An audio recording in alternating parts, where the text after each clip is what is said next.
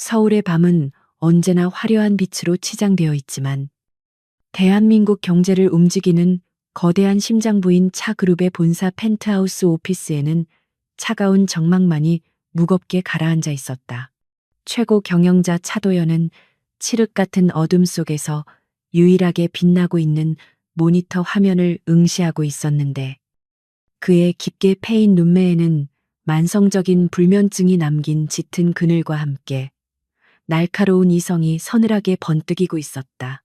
시계바늘이 새벽 2시를 가리키고 있었지만 그는 잠들 수 없었고 7년 전 그날 밤 이후로 그에게 수면이란 사치스러운 단어가 되어버린 지 오래였다. 그날의 기억은 마치 깨진 유리 조각처럼 그의 뇌리에 박혀 시도 때도 없이 통증을 유발했고 그는 그 고통을 잊기 위해 스스로를 일 중독이라는 감옥 속에 가두어 버렸다. 그런데 오늘 밤 철통 같은 보안을 자랑하던 차그룹의 메인 서버가 누군가의 침입을 알리는 붉은 경고등으로 요란하게 번쩍이고 있었다. 보안팀장이 식은땀을 흘리며 다급하게 인터폰을 통해 상황을 보고했지만 도연은 오히려 기묘할 정도로 차분하게 화면에 떠오른 침입자의 메시지를 해독하고 있었다.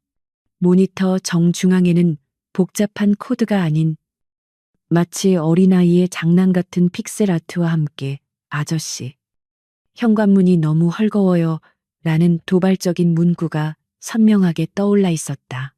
이것은 단순한 해킹이 아니라 차 그룹의 보안 시스템을 비웃으며 자신의 존재를 과시하는 천재적인 해커의 방문 인사였고 도연은 이 무례한 방문자가 누구인지 알아내기 위해 키보드 위로 손가락을 빠르게 움직였다. 하지만 그가 역추적을 시도할 때마다 상대방은 마치 유령처럼 디지털 미로 속으로 사라져 버렸고 화면에는 잡을 수 있으면 잡아봐요 라는 조롱 섞인 메시지만이 남겨졌다. 도연의 입가에 7년 만에 처음으로 흥미롭다는 듯한 그러나 지극히 위험한 미소가 희미하게 번졌다. 같은 시각 인천국제공항의 입국 게이트가 열리며 수많은 인파가 쏟아져 나왔고 그 사이로 트렌치코트를 입은 한 여자가 런웨이를 걷듯 우아하고 당당한 발걸음으로 걸어 나왔다. 서지안. 이제는 세계적인 주얼리 브랜드 루나의 수석 디자이너로 불리는 그녀였지만 서울의 공기를 다시 마시는 순간 그녀의 심장은 7년 전 그 초라하고 겁 많았던 여대생 시절로 돌아간 듯 불안하게 요동쳤다. 그녀는 선글라스 뒤에 감춰진 눈으로 공항의 풍경을 훑어보며 마른 침을 삼켰는데 이곳은 그녀가 도망치듯 떠났던 장소이자 다시는 돌아오지 않겠다고 다짐했던 아픈 기억의 시작점이었다.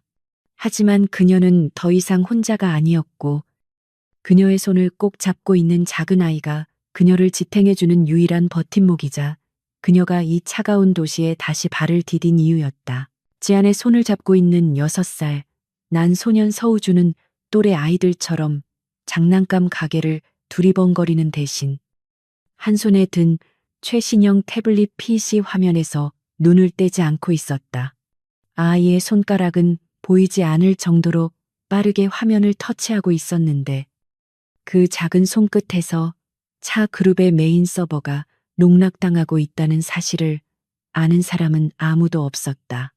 우주는 엄마가 잠시 짐을 찾는 사이 자신과 엄마를 버리고 행복하게 살고 있을지도 모르는 생물학적 아버지에 대한 소소한 복수를 감행한 것이었고 그 결과는 꽤나 만족스러웠다. 아이는 화면 속 붉은 경고등이 꺼지는 것을 확인하고는 시크하게 태블릿을 덮으며 중얼거렸다. 생각보다 별거 아니네. 우리 아빠. 우주의 눈동자는 도현과 똑 닮은 서늘한 냉기를 품고 있었지만 엄마를 바라볼 때만큼은 세상에서 가장 따뜻한 별처럼 반짝였다. 지아는 카트를 밀며 입국장을 빠져나오려다 잠시 멈칫했는데 수많은 인파 속에서도 유독 눈에 띄는 검은 정장의 무리들이 VIP 통로 쪽으로 이동하는 것이 보였기 때문이다. 그녀는 본능적으로 고개를 숙여 얼굴을 가렸지만 우주는 호기심 어린 눈으로 그 무리의 중심에 있는 남자를 뚫어지게 바라보았다. 멀리서도 느껴지는 압도적인 위압감과 차가운 기운. 그것은 우주가 데이터로만 분석했던 차도현 회장의 실물이었고, 아이는 엄마 몰래 슬그머니 잡고 있던 손을 놓고 그쪽을 향해 걸음을 옮겼다. 지안이 뒤늦게 아이가 없어진 것을 알아차리고 우주야라고 다급하게 외쳤지만 아이는 이미 인파 속에 섞여 VIP 통로 근처까지 접근해 있었다. 우주는 단순한 호기심이 아니라 자신의 존재를 알리기 위한 혹은 상대를 시험해 보기 위한 대담한 계획을 실행에 옮기려 하고 있었다. 도현은 공항 VIP 라운지에서 막 도착한 해외 파트너와의 짧은 미팅을 마치고 수행원들의 호의를 받으며 로비로 나오던 중이었는데 그의 머릿속은 온통 아까 그 해킹 사건으로 가득 차 있어 주변에 소음이 들리지 않았다. 그는 보안팀에게 전화를 걸어 당장 보안 시스템을 전면 교체하라고 지시하려던 찰나 무릎 아래에서 무언가 툭 하고 부딪히는 묵직한 충격을 느꼈다. 시선을 아래로 내리자 웬 꼬마아이 하나가 자신의 다리에 부딪혀 엉덩방아를 파른 채 앉아 있었고 수행원들이 기겁하며 아이를 떼어내려 달려들었다. 도현은 손을 들어 수행원들을 제지하고는 미간을 찌푸리며 아이를 내려다 보았는데 아이가 고개를 들어 그를 올려다보는 순간 도현은 마치 심장이 멈추는 듯한 기이한 전율을 느꼈다. 바닥에 앉아있는 아이는 울음을 터뜨리거나 겁을 먹기는커녕 도현의 눈을 똑바로 응시하며 옷에 묻은 먼지를 털어내고 있었다. 그 눈동자는 칠흑같이 검고 깊었으며 도현이 거울을 볼 때마다 마주하던 자신의 눈과 소름 끼칠 정도로 닮아 있었다.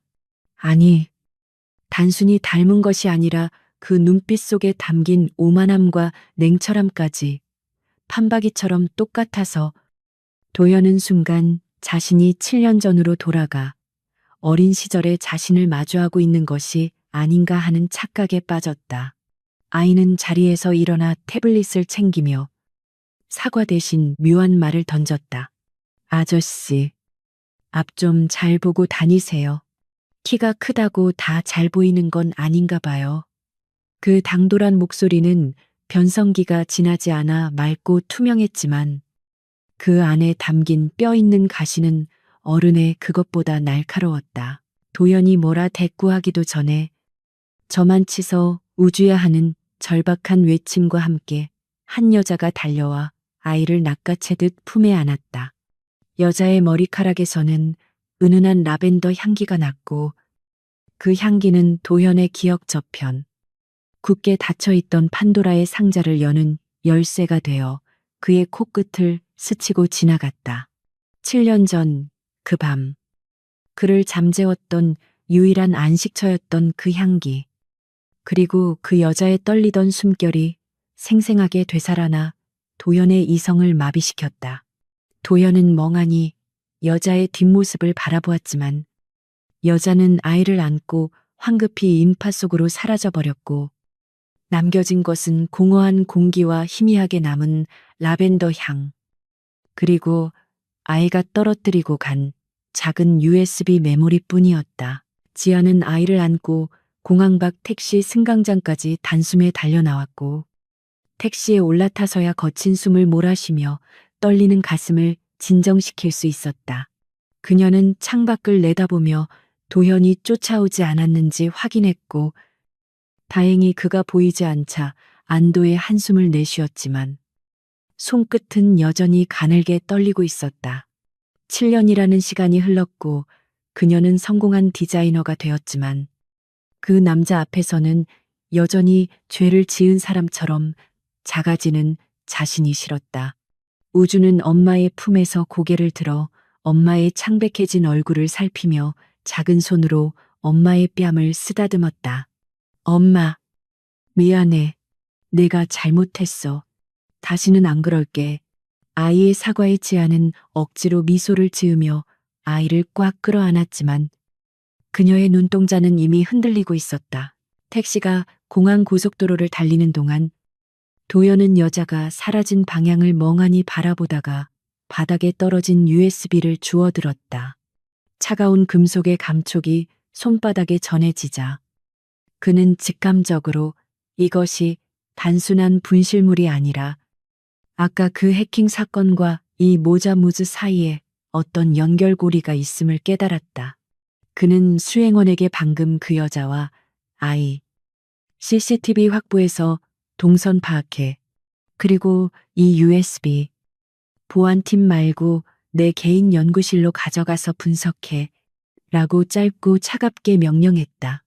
도연의 심장은 7년 만에 처음으로 불규칙하게 뛰고 있었고, 그것은 분노인지, 호기심인지, 아니면 그리움인지 알 수 없는 복잡한 감정의 소용돌이였다. 서울의 겨울바람은 매서웠지만 도연의 가슴 속에는 그보다 더 뜨겁고 위험한 불씨가 지피어지고 있었다. 지안이 머물기로 한 청담동의 최고급 오피스텔에 도착했을 때 우주는 엄마가 짐을 정리하는 틈을 타 자신의 비밀 노트북을 열었다. 화면에는 아까 공항에서 도연의 주머니에 몰래 넣어두었던 초소형 위치 추적기의 신호가 깜빡이고 있었고 우주는 그 붉은 점을 바라보며 회심의 미소를 지었다. 아저씨, 내 USB 주웠지. 그거 열어보는 순간 게임은 시작이야. 우주는 단순히 도연을 만난 것이 아니라 그에게 거부할 수 없는 미끼를 던진 것이었고 이제 그 미끼를 문 거대한 물고기가 어떻게 반응할지 지켜보는 일만 남았다.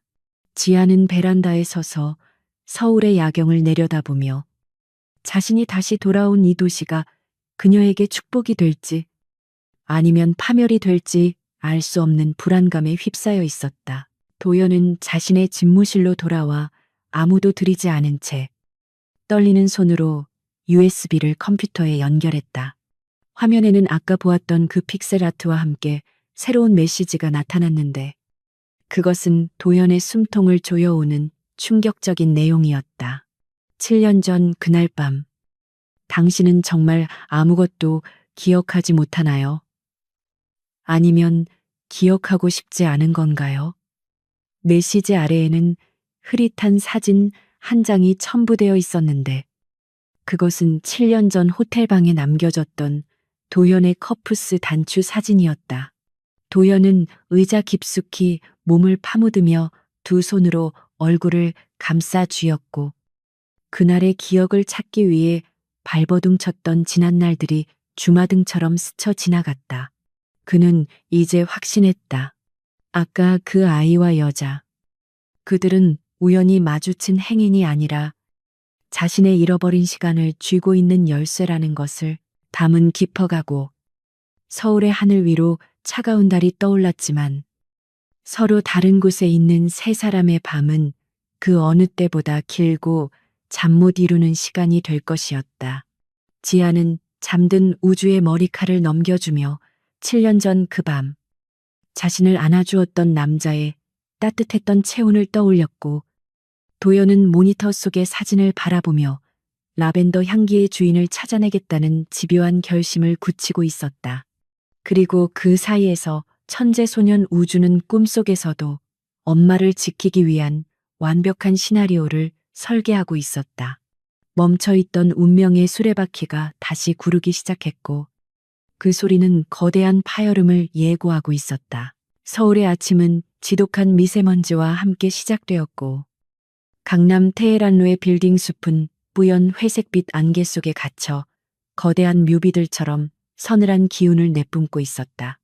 차 그룹 본사의 50층 대회의실에는 숨막힐 듯한 긴장감이 감돌고 있었는데 이는 단순히 오늘 예정된 루나 브랜드와의 독점 계약 협상 때문만이 아니라 어젯밤 보안 시스템 해킹 사건으로 인해 신경이 날카로워질 대로 날카로워진 차도연 대표의 살기등등한 분위기 때문이었다.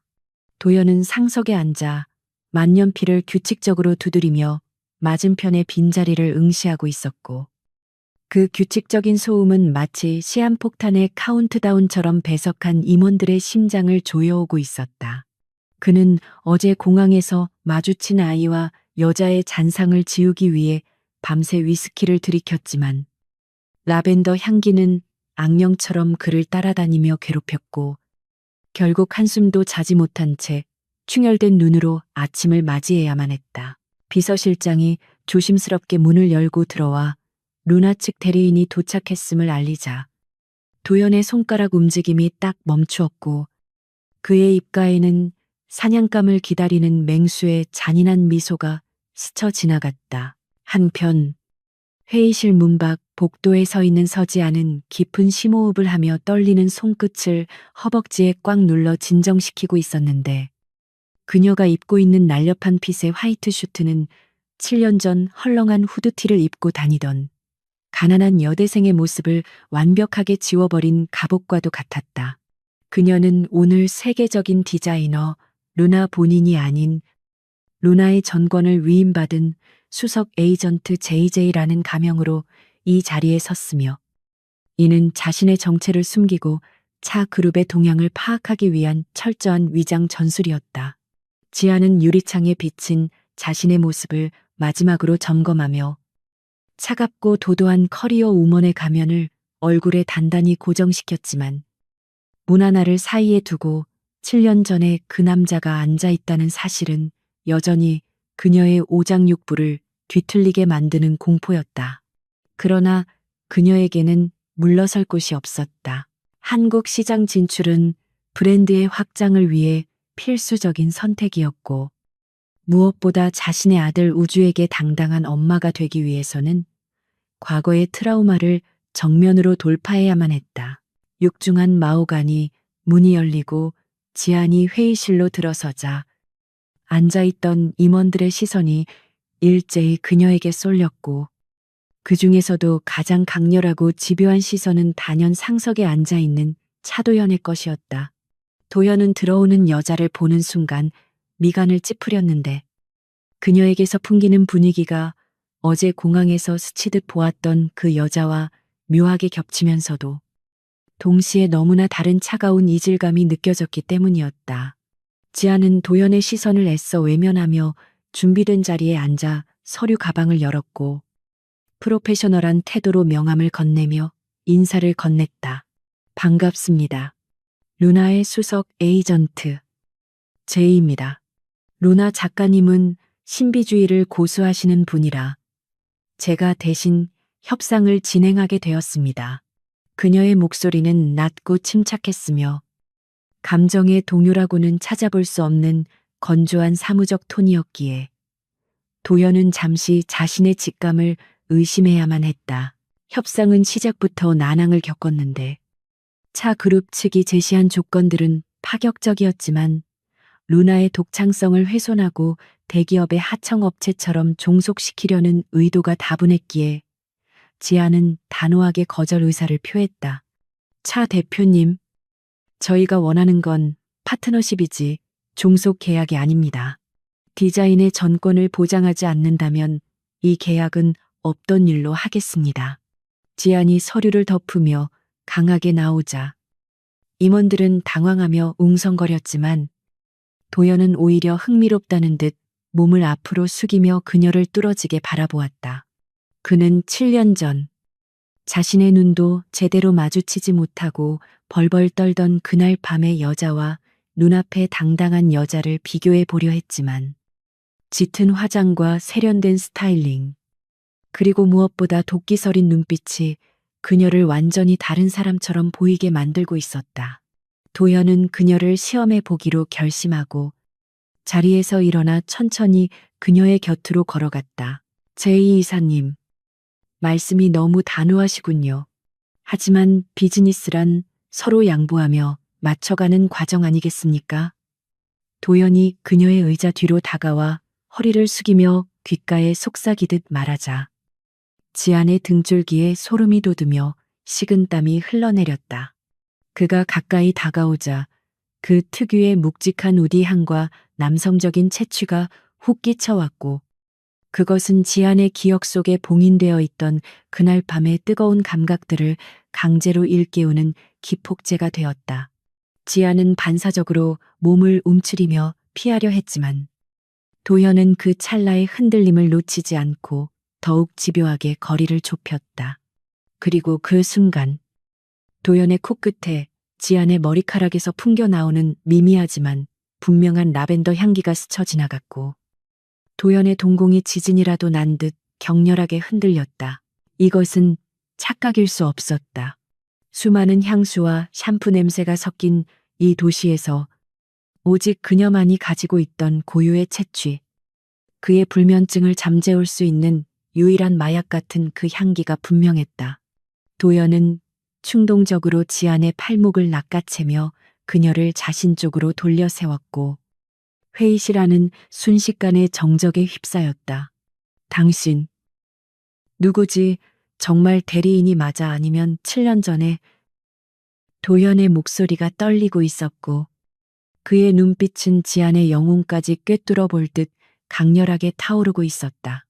지안은 심장이 터질 것 같은 공포를 느꼈지만 여기서 무너지면 우주까지 위험해질 수 있다는 생각에 입술을 깨물며 필사적으로 연기했다. 이게 무슨 무례한 행동입니까? 차 대표님 놓으세요. 그녀가 팔을 뿌리치려 했지만 도현의 악력은 쇠사슬처럼 단단했다. 그 시각 청담동 오피스텔의 거실에서는 우주가 소파에 엎드려 시리얼을 먹으며 무릎에 놓인 태블릿 PC 화면을 통해 이 모든 상황을 실시간으로 지켜보고 있었다. 우주는 엄마가 회의실에 들어가기 전 미리 엄마의 브로치에 초소형 카메라와 도청 장치를 심어두었고 차그룹 회의실의 CCTV까지 해킹하여 다각도로 상황을 감시하고 있던 중이었다. 화면 속에서 도현이 엄마의 팔목을 거칠게 잡고 위협하는 모습을 본 우주의 표정이 순식간에 차갑게 굳어졌다. 아이는 숟가락을 내려놓고 우유가 뚝뚝 떨어지는 입가도 닦지 않은 채 키보드를 두드리기 시작했다. 이 아저씨, 진짜 매너가 없네. 감히 우리 엄마를 건드려. IQ 검사하기 전에 인성 검사부터 탈락이겠는데. 우주의 손가락이 춤을 추듯 움직이자 태블릿 화면에는 복잡한 코드들이 폭포수처럼 쏟아져 내렸다. 다시 회의실. 도연과 지안의 대치가 극에 달한 순간 갑자기 회의실의 거대한 프레젠테이션 화면이 지지직거리며 노이즈를 일으키더니 팟하고 꺼져버렸다. 그리고 동시에 회의실의 모든 조명이 붉은색 비상등으로 바뀌며 요란한 사이렌 소리가 울려 퍼졌다. 임원들이 기겁하며 자리에서 일어나는 혼란스러운 틈을 타 화면에는 다시 한번 픽셀 아트로 그려진 유령 얼굴이 나타났고 스피커에서는 기계 변조된 음성이 흘러나왔다. 경고합니다. 신사답지 못한 행동을 계속할 경우 차 그룹의 1급 기밀 문서를 전 세계에 공개하겠습니다. 특히 회장님의 은밀한 사생활 폴더부터 말이죠. 그것은 우주가 보낸 명백한 경고이자 도발이었고 그 내용의 진위 여부를 떠나 타이밍이 너무나 절묘했다. 도연은 스피커에서 흘러나오는 목소리에 당황하여 잡고 있던 지안의 팔을 놓칠 수밖에 없었고 지안은 그 틈을 놓치지 않고 재빨리 가방을 챙겨 뒤로 물러섰다. 차 그룹의 보안 수준과 대표님의 매너. 잘 봤습니다. 오늘 협상은 결렬된 걸로 알겠습니다. 지안은 흐트러진 옷매무새를 가다듬으며 마지막 자존심을 세워 차갑게 쏘아붙인 뒤 아수라장이 된 회의실을 빠져나갔다. 도연은 그녀를 쫓아가려 했지만 보안팀 직원들이 허둥지둥 뛰어들어와 시스템 마비를 보고하는 바람에 발이 묶이고 말았다. 그는 붉은 조명 아래서 닫히는 문 너머로 사라지는 지안의 뒷모습을 보며 주먹을 꽉 쥐어 책상을 내리쳤다. 라벤더 향기는 사라졌지만 그 잔향은 여전히 그의 코 속에 남아 그를 미치게 만들고 있었다.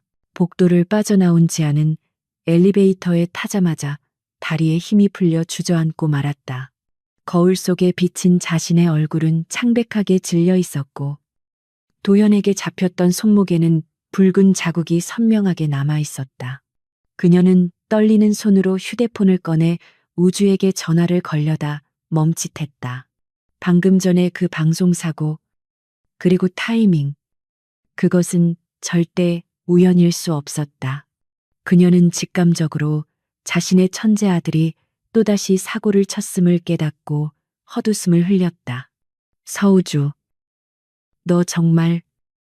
지아는 안도감과 걱정이 뒤섞인 복잡한 감정으로 눈물을 글썽였지만 한편으로는 든든한 아군이 있다는 사실에 위안을 얻었다. 하지만 그녀는 몰랐다. 이 사건이 도연의 승부욕과 집착에 기름을 붓는 격이 되었다는 것을. 도연은 마비된 회의실 한가운데 서서 모니터에 떠있는 유령 아이콘을 뚫어지게 노려보고 있었다. 은밀한 사생활 재미있군. 그는 이 해커가 단순한 외부인이 아니라 자신과 지안의 관계를 알고 있는 누군가, 혹은 지안의 측근일 것이라는 확신을 가지게 되었다. 그리고 어제 공항에서 마주쳤던 자신과 똑같은 눈을 가진 그 꼬마 아이의 얼굴이 뇌리를 스쳤다. 모든 퍼즐 조각이 하나씩 맞춰지고 있었다. 도연은 비서실장에게 나직하지만 서슬퍼런 목소리로 명령했다. 루나 측 에이전트 제이, 그리고 그 여자의 주변 인물, 특히 아이에 대해 샅샅이 조사해 오늘 밤 안으로 내 책상 위에 올려놔. 머리카락 한 올이라도 놓치면 다들 해고야. 도연은 자신의 재킷 안주머니에서 7년 전 그녀가 남기고 간 낡은 머리핀을 꺼내 만지작거렸다. 그것은 그가 그녀를 찾기 위해 간직해온 유일한 물건이었다. 찾았다. 나의 루나. 그리고 그는 말을 잇지 못하고 창밖을 바라보았다. 그의 시선은 청담동 어딘가 자신을 농락한 천재 해커가 숨어 있을 곳을 향하고 있었다. 전쟁은 이제 막 시작되었고 이번 전쟁의 전리품은 다름 아닌 그의 잃어버린 과거와 가족이었다. 도연은 입가에 비틀린 미소를 지으며 넥타이를 거칠게 풀러 던졌다. 7년 묵은 불면증이 오늘 밤은 해소될 수 있을 것 같은 예감이 들었다. 물론 그 전에 해결해야 할 귀여운 방해꾼이 하나 있었지만 말이다. 서울의 밤하늘을 가로지르는 번개처럼 차도연의 뇌리에 꽂힌 한 장의 서류는 그의 인생을 송두리째 뒤흔들고 있었는데 그것은 차 그룹 산하 바이오 연구소에서 극비리에 전달된 유전자 감식 결과 보고서였다. 도현은 떨리는 손으로 서류를 붙잡고 있었지만 시선은 종이가 뚫어질 듯 친자 관계 성립 확률 99%라는 붉은색 활자에 고정된 채 움직일 줄 몰랐다. 어제 공항에서 자신의 다리에 부딪혔던 그 맹랑한 꼬마 아이의 옷깃에서 채취한 머리카락 한 올, 그리고 자신의 유전자가 완벽하게 일치한다는 과학적 증거는 그가 지난 7년 동안 찾아 헤매던 퍼즐의 마지막 조각이자 동시에 감당하기 벅찬 충격이었다. 도연은 숨조차 제대로 쉴 수 없는 압박감을 느끼며 의자 뒤로 넘어지듯 기대 앉았고 천장을 올려다보며 터져 나오려는 허탈한 웃음과 끓어오르는 분노를 동시에 삼켜야만 했다. 그 아이의 눈동자가 왜 그토록 자신을 닮아 있었는지, 왜 그 아이를 보는 순간 심장이 미친 듯이 뛰었는지, 모든 의문이 풀리는 순간이었지만 동시에 지안이 자신에게 이 엄청난 사실을 숨겨왔다는 배신감이 가슴을 후벼 팠다. 하지만 배신감보다 더 크게 밀려오는 감정은 알 수 없는 환희와 벅차오름이었는데 자신의 핏줄이 이 세상 어딘가에, 그것도 그토록 그리워했던 여자의 품에서 자라고 있었다는 사실은 메마른 그의 삶의 단비와도 같았다. 도연은 자켓을 챙겨 입을 새도 없이 차키를 집어들고 사무실을 뛰쳐나갔고 비서실장이 뒤따라오며 일정을 읊어댔지만 그의 귀에는 아무것도 들리지 않았다. 그는 엘리베이터가 내려가는 그 짧은 시간조차 견딜 수 없어 초조하게 발을 구르며 머릿속으로 지안과 아이가 살고 있는 청담동 오피스텔의 주소를 되뇌었다. 어제 비서실장이 조사해온 그곳은 보안이 철저하기로 유명했지만 지금 도연에게는 그 어떤 성벽도 장애물이 될 수 없었다. 그는 지하 주차장에 세워진 스포츠카에 시동을 걸었고 엔진의 굉음과 함께 타이어가 비명을 지르며 미끄러져 나갔다. 한편 청담동의 최고급 펜트하우스 거실에서는 우주가 자신의 요새와도 같은 컴퓨터 방에서 멀티 모니터를 띄워놓고 여유롭게 젤리를 씹고 있었는데 화면 중 하나에는 도연의 스포츠카가 무서운 속도로 강변북로를 질주하고 있는 GPS 신호가 실시간으로 표시되고 있었다. 오, 우리 아빠 성격 참 급하시네. 벌써 오다니 예상보다 10분이나 빠른데. 우주는 짐짓 놀란 척하며 키보드를 두드렸고 옆에서 디자인 시안을 검토하던 지아는 아이의 혼잣말에 고개를 갸웃거렸다. 우주야, 누구 온다고 했니? 아까부터 왜 그렇게 싱글벙글이야? 지안의 물음에 우주는 씩 웃으며 화면을 전환해 뽀로로 영상을 띄우고는 천진난만하게 대답했다. 아니야, 엄마. 그냥 택배 아저씨가 온대. 아주 비싸고 무거운 물건을 배달해 줄 거야. 지아는 아이의 엉뚱한 대답에 피식 웃으며 다시 작업에 집중하려 했지만 왠지 모를 불안감이 가슴 한구석을 스치고 지나가는 것을 느꼈다. 밖에서는 갑작스러운 소나기가 내리기 시작했고 창문을 때리는 빗소리가 점점 거세지며 불길한 전조처럼 울려 퍼졌다. 20분 뒤 펜트하우스의 초인종이 아닌 우주의 개인 서버에 경고 알림이 울렸고 현관 입구에 설치된 CCTV 화면에는 비에 젖은 채 숨을 몰아쉬고 있는 차도현의 모습이 나타났다. 그는 인터폰을 누르려다 잠시 망설이는 듯 주먹을 쥐었다 펴기를 반복했는데 천하의 차도현 회장이 문 앞에서 긴장하는 모습은 꽤나 희귀한 구경거리였다.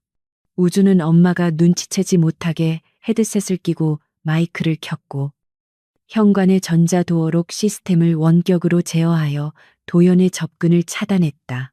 도연이 마침내 결심한 듯 초인종을 눌렀지만 벨소리 대신 차가운 기계음과 함께 낯선 목소리가 스피커를 통해 흘러나왔다. 출입이 거부되었습니다. 등록되지 않은 방문자입니다. 용건을 말씀하시거나 돌아가십시오. 도연은 당황하여 다시 버튼을 눌렀지만 결과는 마찬가지였고 그는 이것이 단순한 고장이 아님을 직감했다. 그는 카메라를 향해 자신의 얼굴을 들이밀며 낮고 위험 있는 목소리로 말했다. 서지한 씨, 안에 있는 거 압니다. 문 열어요. 할 말이 있습니다. 그리고 거기 숨어 있는 꼬마 해커 녀석. 너도 내 목소리 들리지? 도연의 도발에 스피커 너머에서 잠시 침묵이 흐르더니 이내 변조된 음성이 아닌 아이의 또랑또랑한 진짜 목소리가 흘러나왔다. 와, 눈치 빠르네 역시 우리 유전자가 머리는 좀 좋은가 봐요. 아저씨, 아저씨가 아니라 아빠다. 문 열어. 서우주.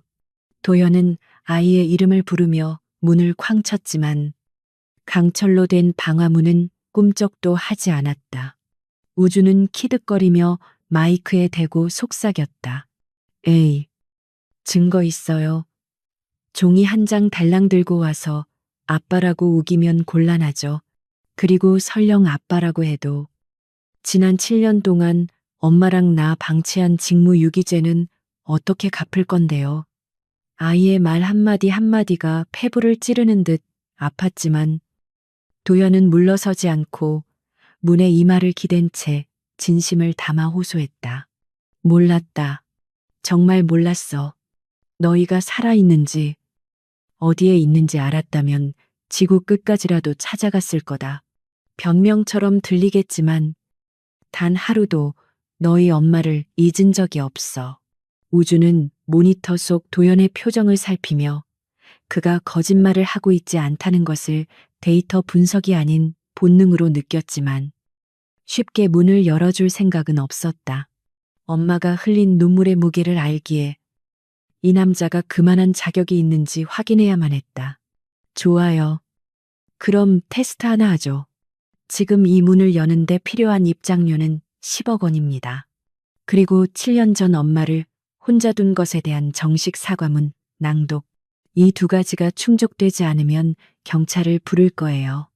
10억이라는 터무니없는 금액에 도연은 기가 막힌 듯 헛웃음을 지었지만 망설임 없이 휴대폰을 꺼내 비서실장에게 전화를 걸었다. 지금 당장 서지한 명의의 계좌로 현금 10억 이체에 1분 내로. 전화기 너머에서 비서실장이 당황하며 되묻는 소리가 들렸지만 도연은 전화를 끊어버리고 카메라를 응시했다. 돈은 보냈다. 확인해봐. 그리고 사과. 도연은 잠시 말을 멈추고 깊은 한숨을 내쉬었다. 차가운 복도 바닥에 빗물이 뚝뚝 떨어지는 옷을 입고 서 있는 그의 모습은 처량하기 그지없었지만 눈빛만은 그 어느 때보다 진지했다. 그는 옷매무새를 가다듬고 정중하게 허리를 숙여 카메라를 향해 말했다. 서지한 씨. 그리고 우주야. 7년 전 그날 밤 너희를 지키지 못하고 혼자 남겨둬서 미안하다. 비겁하게 숨어 있었던 게 아니라 방법을 몰라서 헤맸던 거야. 늦었지만 이제라도 내 몫을 하고 싶어. 제발 기회를 줘. 거실에서 작업 중이던 지아는 갑자기 울리는 휴대폰 알림음에 소스라치게 놀라 화면을 확인했는데 주거래 은행에서 10억 원이 입금되었다는 문자 메시지가 떠 있었다. 그녀는 자신의 눈을 의심하며 이게 뭐야 보이스피싱인가 라고 중얼거리다가 문득 현관 쪽에서 들려오는 웅성거림을 감지하고 자리에서 일어났다. 그때 굳게 닫혀있던 현관문의 전자동 잠금 장치가 띠리릭 하는 경쾌한 소리와 함께 해제되었고 육중한 문이 천천히 열리기 시작했다. 지아는 놀란 토끼 눈으로 현관으로 달려나갔고 그곳에는 비에 젖은 생쥐꼴을 한 대한민국 재계서열 1위 차도연 회장이 서 있었다. 그리고 그 뒤로 의기양양한 표정의 우주가 태블릿을 든 채 걸어 나오고 있었다. 지아는 도연을 보자마자 다리에 힘이 풀려 주저앉을 뻔했지만 도연이 잽싸게 달려와 그녀의 팔을 붙잡았다. 괜찮아. 놀라게 해서 미안해. 도연의 따뜻한 체온과 익숙한 향기가 훅 끼쳐오자 지아는 7년 동안 억눌러왔던 감정이 폭발하며 그의 가슴을 밀쳐냈다. 여기가 어디라고 와요. 그리고 10억은 또 뭐고 당신 미쳤어. 지안의 고함에도 도연은 물러서지 않고 그녀를 와락 끌어안았다. 빗물에 젖은 차가운 옷에 감촉이 느껴졌지만 그 안에 뛰고 있는 그의 심장은 용광로처럼 뜨거웠다. 그래, 미쳤어. 당신이랑 아이 보고 싶어서 미쳐버리는 줄 알았어. 이제 다시는 안 놓쳐. 죽어도 못 보내. 우주는 두 어른의 격정적인 재회를 팔짱을 낀 채 지켜보며 고개를 절레절레 흔들었다. 어휴, 드라마를 찍으시네. 일단 들어와요. 아저씨, 10억 냈으니까 물 한 잔은 줄게요. 아이의 쿨한 허락이 떨어지자 도연은 그제야 안도하며 지안을 품에서 놓아주었고 쑥스러운 듯 머리를 쓸어 넘겼다. 펜트하우스의 거실로 들어선 도연은 집안 가득 배어있는 지안과 아이의 냄새, 그리고 곳곳에 놓인 아이의 장난감들을 보며 묘한 안도감과 행복감을 느꼈다.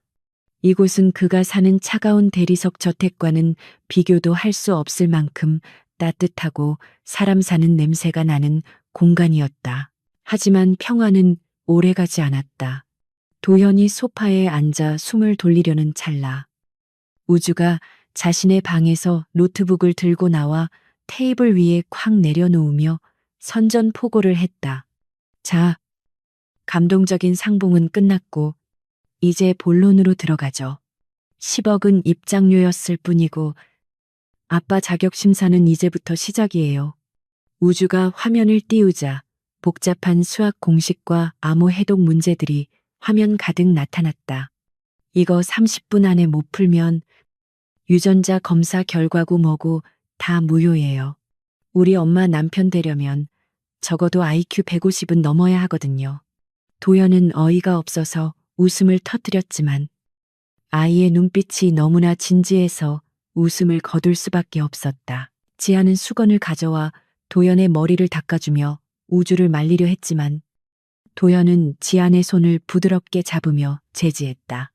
아니, 해볼게. 내가 또 승부욕 하나는 끝내주거든.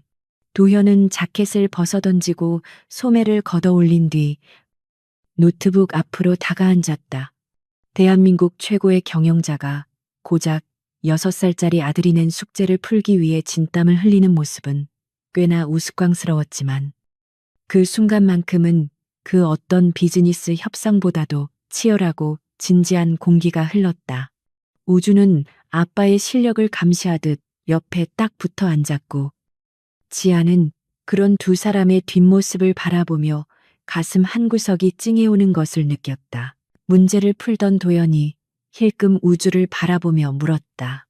근데 이거 다 풀면 아빠라고 불러줄 거냐?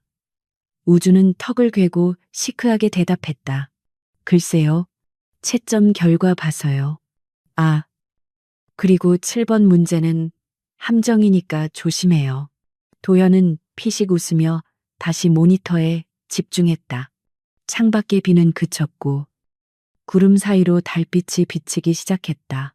7년 만에 처음으로 세 사람이 한 공간에서 숨쉬는 밤이 깊어가고 있었다. 하지만 그들은 아직 모르고 있었다. 이 행복한 풍경 뒤편에서 도연의 계모가 보낸 감시자가 건너편 건물 옥상에서 망원 렌즈로 거실 내부를 촬영하고 있다는 사실을. 셔터 소리가 어둠 속에서 은밀하게 울려 퍼졌고 그 사진 한 장이 불러올 파장은 태풍처럼 거대하게 다가오고 있었다. 서울의 부촌 중에서도 가장 폐쇄적이고 은밀하기로 소문난 성북동의 대저택. 차도연의 계모이자 차그룹의 안주인인 최명희 여사의 개인 다실에는 숨 막힐 듯한 침묵과 함께 살기 어린 냉기가 감돌고 있었는데 그녀의 손에 들려있는 몇 장의 사진이 그 원인이었다.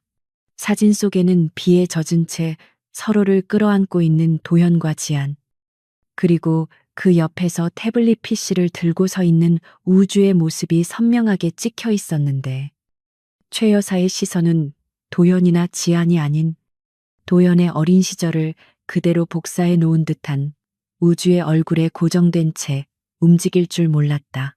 그녀는 떨리는 손으로 찻잔을 내려놓았고 최고급 청자 찻잔이 받침에 부딪히며 나는 날카로운 파열음이 그녀의 심리 상태를 대변하듯 공간을 찢어 놓았다. 그녀는 평생을 바쳐 자신의 친아들인 차세훈을 후계자로 만들기 위해 온갖 음모와 술수를 써왔지만 도연의 숨겨진 아들이라는 이 거대한 변수는 그녀의 공든 탑을 한순간에 무너뜨릴 수 있는 치명적인 독버섯과도 같았다. 최 여사는 수행비서에게 사진을 집어던지며 뱀처럼 차갑고 습한 목소리로 명령을 내렸다.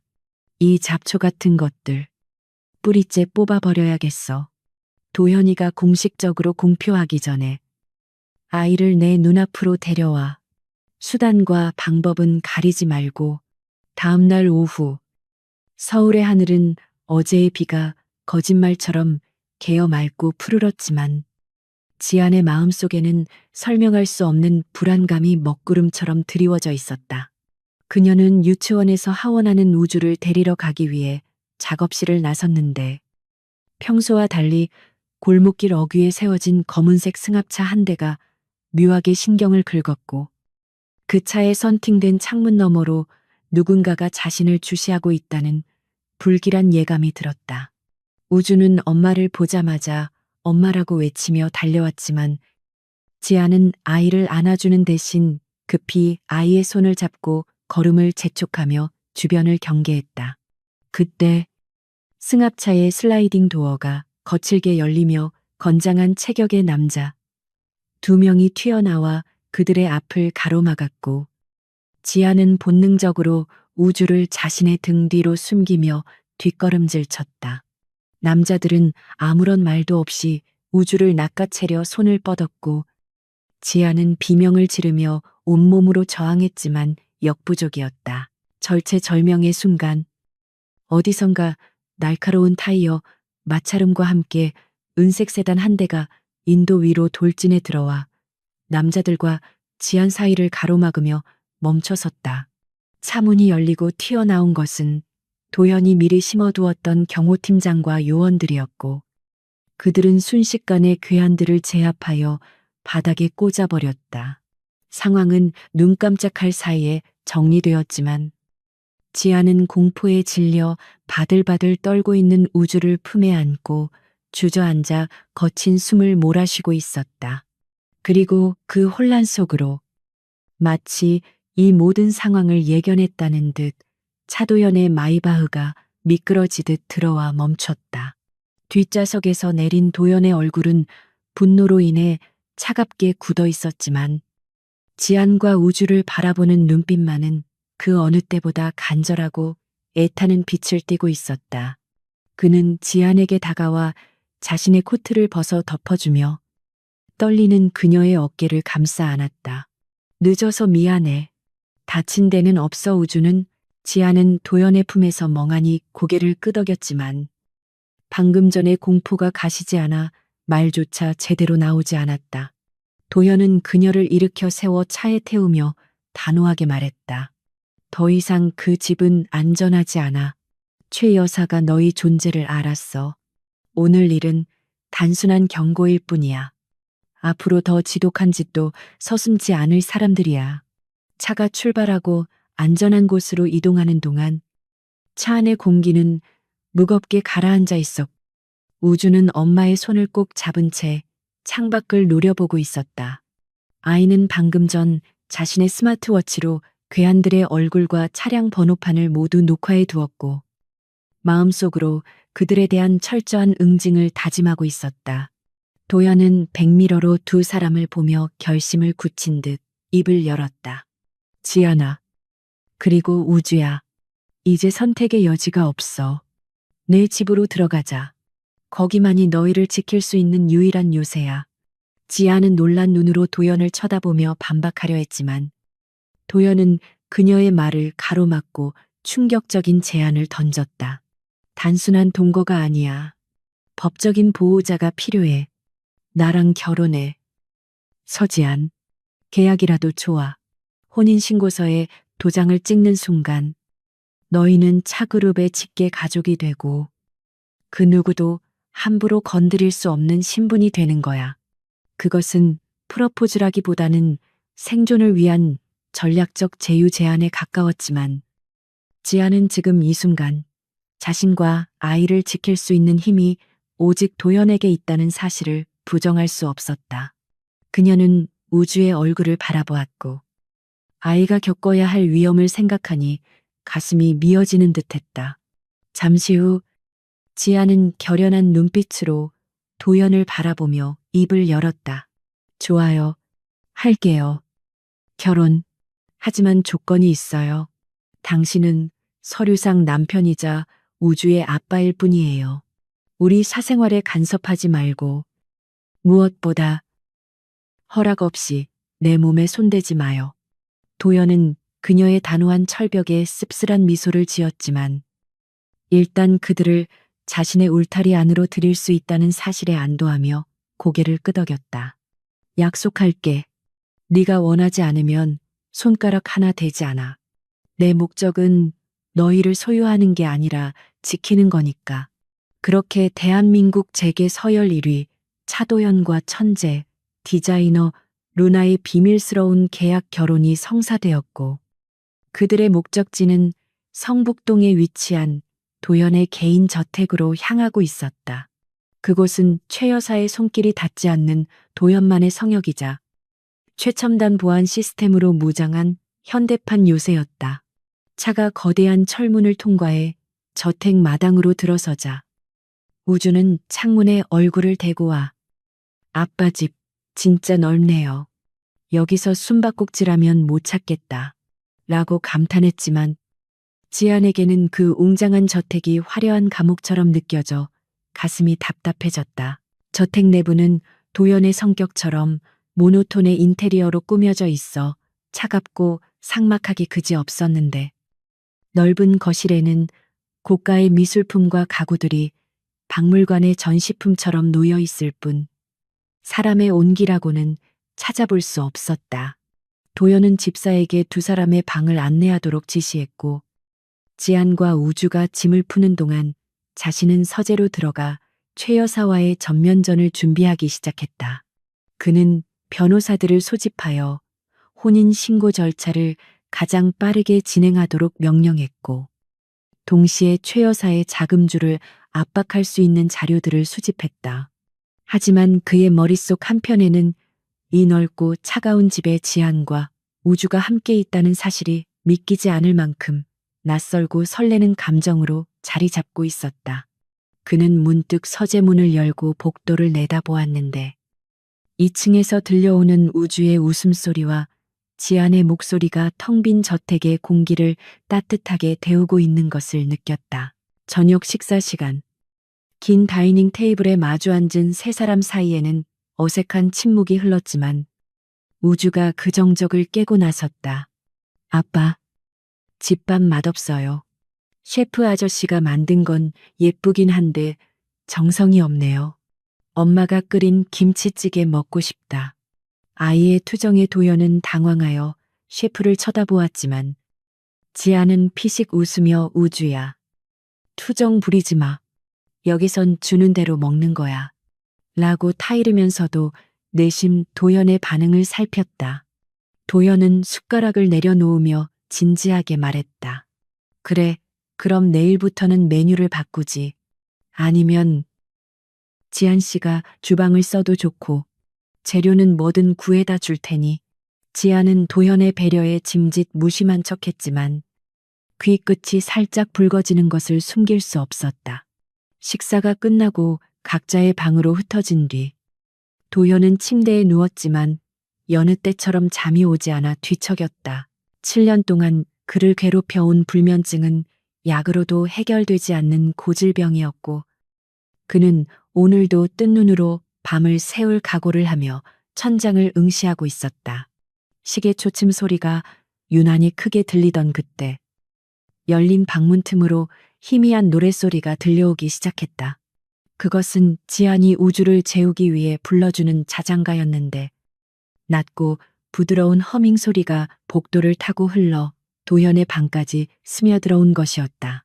도연은 홀린 듯 자리에서 일어나 소리가 나는 쪽으로 발걸음을 옮겼고 지안의 방문 앞에 멈춰 섰다. 문틈 사이로 새어나오는 따뜻한 조명 아래 지안이 우주의 등을 토닥이며 노래를 부르는 모습이 그림자처럼 비쳤고 그 순간 도연의 코끝에 다시 한번 그 익숙하고 그리운 라벤더 향기가 맴돌았다. 도연은 문고리를 잡으려다 멈칫하고는 그대로 문에 등을 기대고 바닥에 주저앉았다. 차가운 복도 바닥이었지만 등 뒤에서 전해지는 지안의 온기와 귓가를 간지럽히는 자장가 소리는 마치 강력한 수면제처럼 그의 긴장된 신경을 하나하나 풀어주기 시작했다. 잘 자라 우리 아가. 앞들과 뒷동산에 지안의 목소리는 7년 전 그 밤 악몽에 시달리던 그를 다독여주던 그 목소리와 하나도 변하지 않았고 도연은 눈꺼풀이 천근만근 무거워지는 것을 느꼈다. 그는 무릎을 세우고 고개를 묻은 채 생애 처음으로 약물이나 술의 힘을 빌리지 않고 깊고 편안한 잠의 수렁으로 빠져들었다. 악몽도 불안도 없는 완벽한 평온함이 그를 감싸 안았고 그는 꿈속에서조차 지안의 손을 잡고 놓지 않았다. 다음 날 아침 도연이 눈을 떴을 때는 이미 해가 중천에 떠 있었는데 그가 복도 바닥이 아닌 자신의 침대 위에서 눈을 떴다는 사실에 깜짝 놀라 일어났다. 어젯밤 복도에서 잠든 기억이 마지막이었는데 누군가 그를 옮겨다 놓은 것이 분명했다. 그때 방문이 열리며 우주가 빼꼼히 고개를 내밀었다. 아저씨. 아니 아빠. 일어났어요. 어제 복도에서 쭈그리고 자길래 엄마랑 내가 끙끙대며 옮겼잖아요. 무거워 죽는 줄 알았네. 우주의 투덜거림에 도연은 멍하니 있다가 이내 환한 웃음을 터뜨렸다. 지난 7년 중 가장 개운하고 상쾌한 아침이었고 이 넓은 집이 더 이상 혼자만의 감옥이 아니라는 사실이 벅차오르게 다가왔다. 그는 침대에서 뛰어내려 우주를 번쩍 들어 올리며 고맙다. 아들, 그리고 엄마한테도 전해줘. 덕분에 꿀잠 잤다고 라고 외쳤다. 한편 아래층 주방에서는 지안이 앞치마를 두르고 아침 식사를 준비하고 있었는데 그녀의 표정은 어제보다 한결 편안해 보였다. 그녀는 보글보글 끓고 있는 된장찌개의 간을 보며 어젯밤 복도에서 잠든 도연의 모습을 떠올렸다. 세상 모든 것을 가진 남자처럼 보였지만 자는 모습은 마치 길 잃은 어린아이처럼 외롭고 지쳐 보였기에 그녀는 묘한 연민과 책임감을 느꼈다. 계약 결혼이라. 뭐, 나쁘지 않을지도 모르겠네. 지아는 혼잣말을 하며 미소 지었고 도연과 우주가 계단을 내려오는 소리에 고개를 돌렸다. 세 사람이 함께 맞이하는 첫 아침 식탁에는 갓 지은 밥 냄새와 따뜻한 온기가 가득했고 그 평범한 행복은 앞으로 다가올 거대한 폭풍을 견뎌낼 수 있는 단단한 뿌리가 되어주고 있었다. 하지만 그 시각 최 여사는 자신의 신복에게 전화를 걸어 플랜 B를 가동해 이번에는 실수가 없어야 해 라고 싸늘하게 명령하며 또 다른 음모를 꾸미고 있었다. 대한민국 상위 1%의 사교 클럽이자 정재계 인사들의 은밀한 회합 장소인 그랜드 한요트 서울의 그랜드 볼룸은 오늘따라 유난히 화려한 조명과 값비싼 보석들의 반짝임으로 눈이 부실 지경이었는데 이는 차 그룹의 창립 기념 파티이자 차도연 회장이 공식적으로 자신의 결혼을 발표할 것이라는 소문이 파다하게 퍼져 있었기 때문이었다.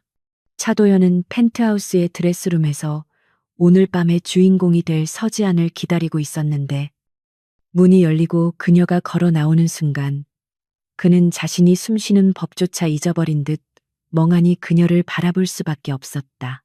지아는 도연이 준비해준, 아니 사실은 그녀 자신이 루나라는 이름으로 디자인했지만 아직 세상에 공개하지 않았던 미드나잇 블루 컬러의 머메이드 드레스를 입고 있었는데 밤하늘을 수놓은 은하수처럼 반짝이는 드레스 자락은 그녀의 우아한 곡선을 완벽하게 감싸 안으며 고혹적인 자태를 뽐내고 있었다.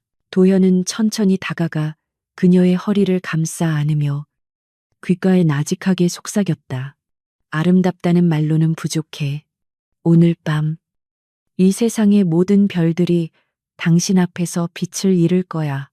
지아는 도연의 뜨거운 찬사에 부끄러운 듯 고개를 숙였지만 그녀의 눈빛에는 더 이상 두려움이 아닌 단단한 결의가 서려 있었는데 그것은 단순히 예쁜 옷을 입어서가 아니라 자신의 아들 우주를 지키기 위해 엄마로서 그리고 한여로서 당당하게 세상 앞에 서겠다는 다짐 때문이었다.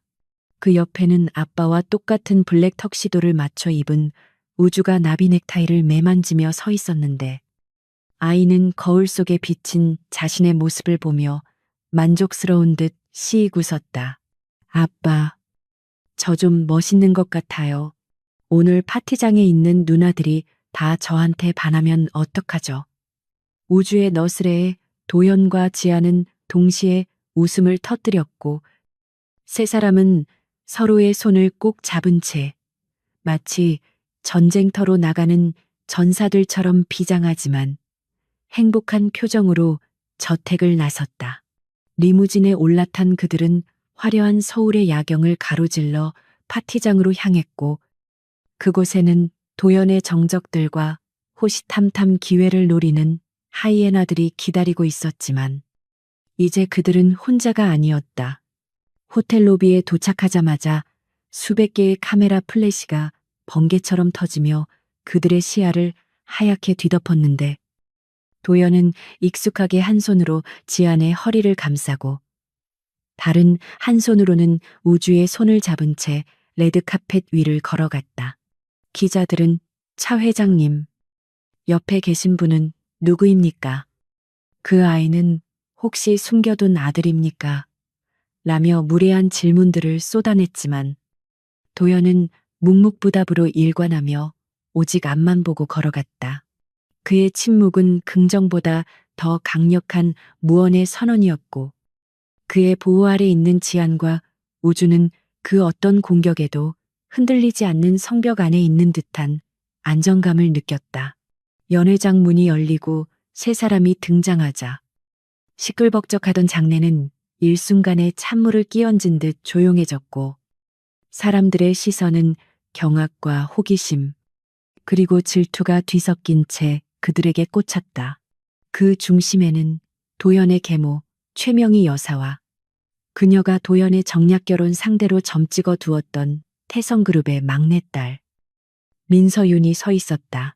민서윤은 도연의 옆에 서 있는 지안을 보자마자 들고 있던 샴페인 잔을 깨트릴 뻔했는데 자신이 그토록 원했던 자리에 듣도 보도 못한 여자가 그것도 자신보다 훨씬 더 기품 있고 아름다운 모습으로 서 있다는 사실을 견딜 수 없었기 때문이었다. 그녀는 억지로 표정을 관리하며 최 여사에게 눈짓을 보냈고 최 여사는 싸늘한 미소를 지으며 고개를 끄덕였다. 도연이 잠시 인사를 나누기 위해 정계 원로들 쪽으로 이동하자 서윤은 기회를 놓치지 않고 지안과 우주가 있는 테이블로 다가왔다. 그녀는 지안의 드레스를 훑어보며 비웃음을 흘렸다. 어머, 드레스가 참 독특하네요. 어디 남대문 시장에서 떼어 오셨나 봐요. 딱 봐도 짝퉁티가 나는데 우리 도연 오빠가 이런 싸구려 취향인 줄은 몰랐네. 그녀의 목소리는 일부러 주변 사람들이 들을 수 있도록 컸고 주위의 귀부인들이 킬킬거리며 지안을 곁눈질했다. 지안은 속에서 울컥하는 분노를 느꼈지만 여기서 감정적으로 대응했다가는 도연의 얼굴에 먹칠을 할 수 있다는 생각에 차분하게 대꾸했다. 안목이 남다르시네요. 하지만 명품은 로고가 아니라 그것을 입은 사람의 품격으로 완성되는 거라고 배웠습니다. 미니 사님께는 그 로고조차 가려주지 못하는 천박함이 보여서 안타깝네요. 지안의 우아한 반격에 서윤의 얼굴이 붉게 달아올랐고 그녀는 분을 참지 못하고 우주를 향해 화살을 돌렸다. 하, 말만 번지르르 하네. 그리고 이 애는 뭐니 어디서 굴러먹다 오네를 데려와서 아들 행세를 시켜. 너 같은 근본 없는 여자가 낳은 애니까 뻔하지. 예의라곤 눈꼽만큼도 없는. 서윤이 우주의 머리를 툭 치려던 순간 우주가 날렵하게 몸을 피하며 그녀의 팔을 살짝 밀쳤고 중심을 잃은 서윤은 하마터면 테이블 위로 엎어질 뻔했다. 아줌마, 조심하세요. 뼈도 약해 보이시는데 골다공증 오면 큰일 나요. 우주는 천진난만하게 웃으며 말했지만 그의 등 뒤로 숨겨둔 손에는 이미 초소형 해킹 디바이스가 들려 있었다. 우주는 파티장에 들어오기 전부터 이미 호텔의 메인 서버와 연회장의 대형 스크린 제어권을 장악해둔 상태였고 이 무례한 녹차 마녀를 응징할 타이밍만을 노리고 있었던 것이다. 서윤이 이 버르장머리 없는 새끼가라고 소리를 지르며 지안의 뺨을 때리기 위해 손을 치켜든 그 순간 연회장 정면의 거대한 LED 스크린에서 웅장한 클래식 음악이 뚝 끊기고 찢어지는 듯한 노이즈와 함께 낯선 영상이 재생되기 시작했다. 사람들의 시선이 일제히 스크린으로 쏠렸고 그곳에는 민서윤의 충격적인 실체가 적나라하게 드러나고 있었다. 화면 속의 민서윤은 백화점 VIP룸에서 직원들을 무릎 꿇리고 갑질을 하는 모습, 클럽에서 만취하여 난동을 부리는 모습, 그리고 무엇보다 충격적인 것은 성형 외과 의사에게 내 코랑 턱, 차도연이 좋아하는 스타일로 싹 다 갈아엎어줘요. 견적 얼마가 나와도 상관없으니까 라고 소리치는 영상이었다. 영상 아래에는 인성도 성형이 되나요? 고스트라는 자막이 큼지막하게 박혀 있었고 연회장은 순식간에 웃음바다와 경악의 도가니로 변했다. 서윤은 비명을 지르며 얼굴을 가렸고 꺼, 당장 꺼. 이거 누가 한 짓이야 라고 발광했지만 영상은 멈추지 않고 그녀가 지안에 대해 뒷조사를 시키며 그 여자랑 해 교통사고로 위장해서 처리해버려 라고 말하는 음성 녹음까지 흘러나왔다. 그것은 단순한 망신을 넘어 범죄의 증거였기에 좌중의 분위기는 웃음에서 싸늘한 침묵과 비난으로 급변했다. 최명희 여사는 사색이 되어 보안 요원들에게 소리를 질렀지만 시스템은 우주의 철벽 방어에 막혀 먹통이 된 지 오래였다. 우주는 태블릿을 조작하며 콧노래를 흥얼거렸고 지아는 놀란 눈으로 아들을 바라보았지만 내심 속이 뻥 뚫리는 듯한 통쾌함을 감출 수 없었다. 그때 아수라장이 된 현장으로 도연이 성큼성큼 걸어 들어왔다. 그는 상황을 파악하고는 바닥에 주저앉아 떨고 있는 서윤과 그 뒤에서 어쩔 줄 몰라 하는 최 여사를 차가운 눈빛으로 일별한 뒤 곧장 지안과 우주에게로 다가와 그들을 자신의 등 뒤로 보호했다. 그리고 마이크를 집어들고 연회장을 압도하는 묵직한 목소리로 입을 열었다. 오늘 즐거운 파티에 불미스러운 영상을 보여드려 죄송합니다. 하지만 덕분에 제 아내와 아이를 위협하는 사람이 누구인지 명백하게 밝혀졌군요. 도연의 선언에 사람들은 숨을 죽였고 그는 지안의 어깨를 감싸 안으며 모두가 들을 수 있도록 또렷하게 말했다. 정식으로 소개하겠습니다. 이쪽은 제 아내이자 여러분이 그토록 찬사를 보내셨던 브랜드 루나의 수석 디자이너 서지안입니다. 그리고 이 아이는 제 생명보다 소중한 아들 차우주입니다. 루나라는 이름이 나오자 장내는 다시 한번 술렁거렸고 지안을 무시했던 귀부인들은 당혹감에 입을 다물지 못했다. 세계적인 디자이너가 바로 눈앞에 있었는데 짝퉁 드레스 운운하며 모욕을 주었다는 사실이 부끄러워 쥐구멍이라도 찾고 싶은 심정이었다. 도연은 여기서 멈추지 않고 최 여사를 똑바로 응시하며 얘기를 박았다. 그리고 방금 영상에서 들으셨다시피 제 가족을 해하려는 시도가 있었습니다. 차그룹 법무팀은 이 시간부로 민서윤 이사와 그 배후에 있는 모든 인물들에 대해 살인 미수 및 협박 혐의로 고소장을 제출할 것입니다. 타협이나 선처는 없습니다. 도연의 서슬 펄언 경고에 최 여사는 다리에 힘이 풀려 의자에 주저앉았고 민서윤은 이미 경호원들에 의해 끌려나가고 있었다. 도연은 지안을 바라보며 따뜻하게 미소 지었고 지안은 그제야 긴장이 풀리며 눈시울이 붉어졌다. 가자, 여보. 그리고 우주야. 더러운 거 보게 해서 미안하다. 도현은 한 손으로 우주를 번쩍 안아 올리고 다른 손으로 지안의 손을 잡은 채 당당하게 연회장을 빠져나갔다. 그들의 뒷모습은 그 어떤 로열 패밀리보다도 위엄있고 아름다웠다. 리무진으로 돌아온 세 사람은 한동안 아무 말도 하지 않았지만 서로의 손을 놓지 않았다. 우주가 먼저 침묵을 깼다. 아빠, 아까 저 좀 멋있었죠. 타이밍이 아주 예술이었잖아요. 도연은 호탕하게 웃으며 아들의 머리를 쓰다듬었다. 그래. 우리 아들 덕분에 아빠가 할 일이 줄었네. 근데 해킹은 적당히 해라. 나중에 경찰서 면회 가기 싫으면 지아는 그런 부자를 보며 피식 웃었고 도연의 어깨에 머리를 기대었다. 고마워요.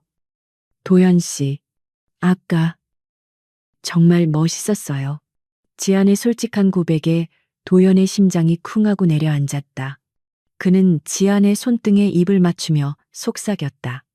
약속했잖아. 당신이랑 우주. 내가 지킨다고. 그리고 오늘 당신이 입은 그 드레스. 정말 완벽했어. 루나라는 이름이 아깝지 않을 만큼. 집으로 돌아오는 길. 지아는 창밖을 바라보며 7년 전 그날 밤을 떠올렸다. 그때는 도망치기 바빴던 서울의 야경이 이제는 그녀를 축복해주는 불빛처럼 따뜻하게 느껴졌다. 하지만 그녀는 아직 모르고 있었다. 오늘 밤의 승리가 끝이 아니라 더 거대한 진실을 마주하기 위한 서막에 불과하다는 것을.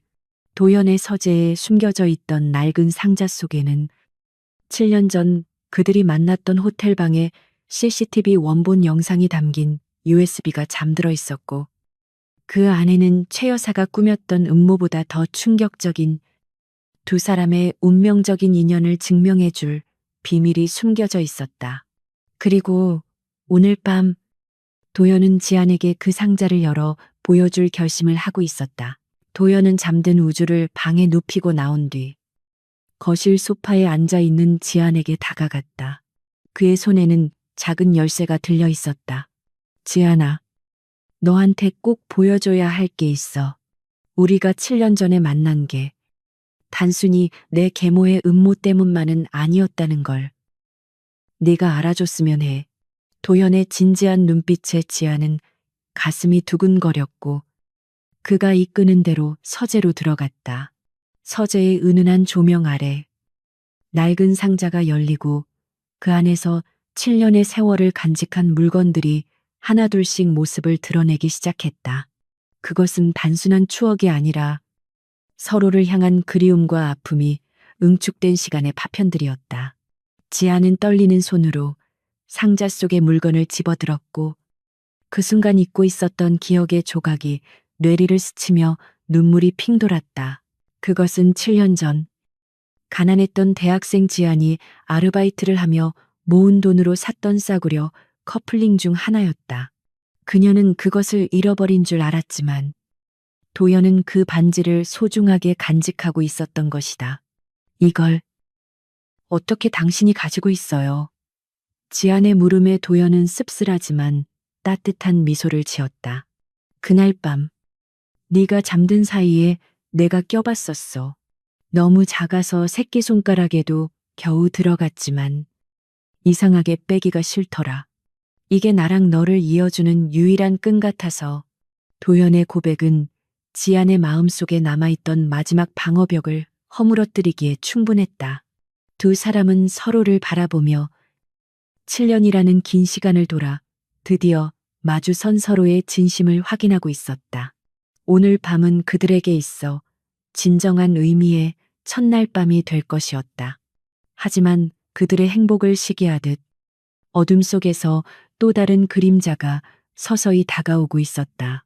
최 여사가 고용한 산업 스파이가 차그룹의 기밀 서버에 접근하고 있다는 경고음이 우주에 꺼진 태블릿 화면 위로 조용히 그러나 불길하게 깜빡이고 있었다. 서재의 무거운 공기 속에서 낡은 상자가 열리자 그 안에서 뿜어져 나오는 세월의 냄새는 7년이라는 시간의 깊이를 가늠하게 했고 지아는 떨리는 손끝으로 상자 안에 차곡차곡 쌓여있는 물건들을 하나씩 꺼내어 보았다.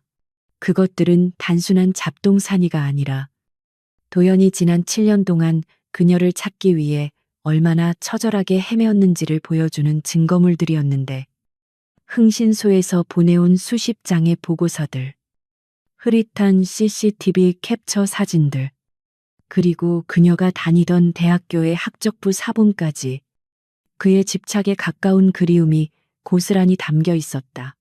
가장 지안의 마음을 흔든 것은 노트 한 권이었는데 그 안에는 도연이 직접 그린 것으로 보이는 수백 장의 스케치가 그려져 있었고 그 그림들은 모두 7년 전 그날 밤 겁에 질려 떨고 있던 지안의 눈동자, 콧날, 입술선을 세밀하게 묘사하고 있어 그녀는 숨을 멈출 수밖에 없었다. 도연은 지안의 등 뒤에서 조용히 그녀의 어깨를 감싸 안으며 마치 고해성사를 하듯 낮고 갈라진 목소리로 입을 열었다. 미친놈처럼 보일 거라는 거 알아. 이름도 모르는 여자를 7년이나 찾아다니는 거. 정상은 아니지. 하지만 그날 밤 네가 나를 바라보던 그 눈빛이 매일 밤 꿈에 나와서 나를 살게 했어. 지아는 노트 위로 떨어지는 눈물을 닦을 생각도 하지 못한 채 떨리는 목소리로 물었다. 왜, 왜 이렇게까지 했어요? 난 그저 하룻밤 실수였을 뿐이잖아요. 당신 같은 재벌에게는 흔하디 흔한 일이었을 텐데. 그녀의 질문에 도연은 지안을 돌려세워 자신의 눈을 똑바로 바라보게 했고 그의 눈동자 속에는 깊은 슬픔과 진심이 소용돌이치고 있었다. 실수 아니, 그건 실수가 아니었어. 그날 밤의 진실을 이제는 말해줘야 할 것 같아. 도연은 지안의 손을 잡고 소파에 앉히며 7년 동안 누구에게도 말하지 못했던 그날의 비밀을 하나씩 털어놓기 시작했다. 당시 도연은 계모추의 명의 여사의 계략으로 인해 약물에 중독된 상태였고 그녀는 도연을 스캔들에 휘말리게 하여 후계자 자리에서 끌어내리기 위해 호텔 방에 몰래 카메라와 기자들을 배치해 두었던 것이었다. 도연은 정신이 혼미해지는 와중에도 함정임을 직감하고 필사적으로 도망쳤고 그때 우연히 호텔 복도에서 아르바이트를 하던 지안과 마주친 것이었다. 내 몸이 불덩이처럼 뜨거웠고 이성은 끊어질 듯 위태로웠어. 당장이라도 쓰러질 것 같았지만 너를 보는 순간 본능적으로 알았어. 너를 지켜야 한다고. 그리고 네가 나를 지켜줄 유일한 사람이라고. 도연의 고백은 이어졌다. 그는 기자들을 피해 지안을 데리고 비상계단으로 숨어들었고 약 기운 때문에 이성을 잃고 짐승처럼 달려들 수도 있었던 상황에서 자신의 허벅지를 펜으로 찌르며 참아냈던 것이었다. 하지만 두려움에 떨면서도 자신을 위해 차가운 물수건을 가져다 주고 땀을 닦아주던 지안의 순수한 마음에 도연의 방어벽은 무너져 내렸고 약물 때문이 아니라 진심으로 그녀를 원하게 되었던 것이다. 네가 기억하는지 모르겠지만 그날 밤 내가 너에게 줬던 게 있어. 내 목숨보다 소중한 거였는데 아침에 눈을 뜨니 너는 사라지고 없더군. 도연의 말에 지아는 미간을 찌푸리며 기억을 더듬었지만 도무지 생각나는 것이 없어 고개를 저었다. 도연은 씁쓸하게 웃으며 상자 깊은 곳에서 또 다른 작은 벨벳 주머니를 꺼내는 척하다가 빈손을 확인하고 당황한 표정을 지었다. 분명히 여기 뒀는데. 어머니 유품인 사파이어 반지. 그날 밤 내가 네 손에 쥐어줬던 거야. 혹시나 내가 잘못되면 그걸 팔아서라도 살라고. 사파이어 반지라는 단어에 지안의 머릿속에 번개처럼 스치는 기억이 있었다. 술과 약 기운에 취해 몽롱했던 그날 새벽. 도연이 자신의 손가락에 무언가 차가운 것을 끼워주며 이건 약속이야. 내가 반드시 너를 찾을게. 라고 속삭였던 희미한 잔상이 떠올랐다. 하지만 그녀는 그것이 꿈이라고 생각했고 아침에 일어났을 때 반지는 없었다. 지안이 혼란스러워하는 사이 서재 문이 끼익 하고 열리며 잠옷 바람에 우주가 눈을 비비며 들어왔다. 엄마, 아빠, 안 자고 뭐해요? 나 목말라서 깼는데 물 좀 주세요. 우주의 등장에 두 사람은 화들짝 놀라 떨어졌고 도연은 애써 침착하게 그래. 우주야, 이리 와. 라고 손짓했다. 그런데 우주가 걸어올 때마다 잠옷 주머니에서 짤랑거리는 맑은 소리가 났고 도연의 시선이 본능적으로 그곳에 꽂혔다. 우주는 아빠의 시선을 느끼고 주머니에서 무언가를 꺼내 손바닥 위에 올려놓았는데 그것은 다름 아닌 짙은 푸른빛을 내뿜는 거대한 사파이어 반지였다. 아, 이거요. 제가 어릴 때부터 가지고 놀던 보물리로 파란 돌멩이에요. 엄마 가방 깊숙한 곳에 있길래 제가 챙겼는데 반짝거려서 예쁘죠? 우주의 천진난만한 말에 지아는 입을 다물지 못했고 도연은 믿기지 않는다는 표정으로 다가가 반지를 집어들었다. 7년 전 그가 지안에게 주었던 어머니의 유품이자 가문의 며느리에게만 전해지는 전설의 블루문 반지가 바로 눈앞에 그것도 아들의 장난감이 되어 돌아온 것이었다. 세상에, 우주야. 이걸 네가 가지고 있었어. 지아는 그제야 7년 전 아침 자신이 급하게 옷을 챙겨 입을 때 반지가 가방 안으로 미끄러져 들어갔을지도 모른다는 사실을 깨달았다. 도연은 감격에 젖은 눈으로 반지를 바라보다가 천천히 지안의 손을 잡아 끌어 그녀의 약지에 반지를 끼워 주었다. 반지는 마치 주인을 알아본 듯 지안의 손가락에 완벽하게 들어맞았고 영롱한 푸른빛은 서재의 조명을 받아 신비롭게 빛났다. 이제야 제자리를 찾았어. 7년 동안 우리 우주가 이걸 지켜준 거네. 역시 내 아들이야. 도현이 우주의 머리를 쓰다듬자 우주는 으쓱하며 에이. 사실 이거 진짜 보석인 줄 알았어요. 가짜면 이렇게 무거울 리가 없거든요. 나중에 팔아서 슈퍼컴퓨터 사려고 했는데 엄마 거니까 양보할게요. 라고 너스레를 떨었다. 세 사람은 서로를 바라보며 웃음을 터뜨렸고 그 웃음소리는 그동안 쌓여있던 모든 오해와 아픔을 씻겨 내려가게 하는 치유의 멜로디였다. 도연은 우주를 침실로 돌려보낸 뒤 다시 지안과 마주 앉았다. 이제 그들 사이에는 비밀도 거짓도 존재하지 않았다. 도연은 지안의 손을 자신의 볼에 가져다 대며 그 어느 때보다 진지하고 뜨거운 눈빛으로 고백했다. 지안아, 7년 전 그날 밤은 나에게 지옥이 아니라 구원이었어. 네가 나를 살렸고 우주가 나에게 희망을 줬어. 이제는 내가 너희를 살게 해줄게. 계약 남편. 가짜 아빠가 아니라 진짜 내 남자가 되고 싶어. 그의 고백은 달콤한 유혹이 아니라 목숨을 건 맹세처럼 묵직하게 지안의 심장을 파고들었다. 지안은 더 이상 도연을 밀어낼 이유가 없었다. 그녀 역시 지난 7년 동안 무의식 중에 그를 그리워하고 있었음을, 우주의 눈동자에서 그를 찾고 있었음을 인정해야만 했다. 그녀는 도연의 목을 끌어안으며 그의 품에 안겼고 도연은 기다렸다는 듯 그녀의 입술을 찾았다. 두 사람의 입술이 맞닿은 순간 7년의 세월을 건너온 그리움이 불꽃처럼 타올랐다. 그것은 격정적이면서도 더없이 조심스럽고 애틋한 키스였고 서로의 숨결을 나누며 두 사람은 비로소 하나가 되었다. 서재의 창밖에는 다시 눈이 내리기 시작했지만 두 사람을 감싸고 있는 공기는 한여름보다 뜨거웠다. 도연은 지안을 안아들고 침실로 향하지 않고 서재의 소파에 그녀를 눕히며 귓가에 속삭였다. 오늘 밤은 아무데도 못 가. 내가 7년 동안 참았던 만큼 다 보상받아야겠어. 지안은 붉어진 얼굴로 도연의 가슴에 얼굴을 묻으며 끄덕였고 두 사람은 서로의 체온을 느끼며 깊은 밤을 함께 보냈다. 하지만 폭풍전야의 고요함처럼 그들의 행복이 깊어질수록 밖에서는 더 거대한 눈모가 도사리고 있었다.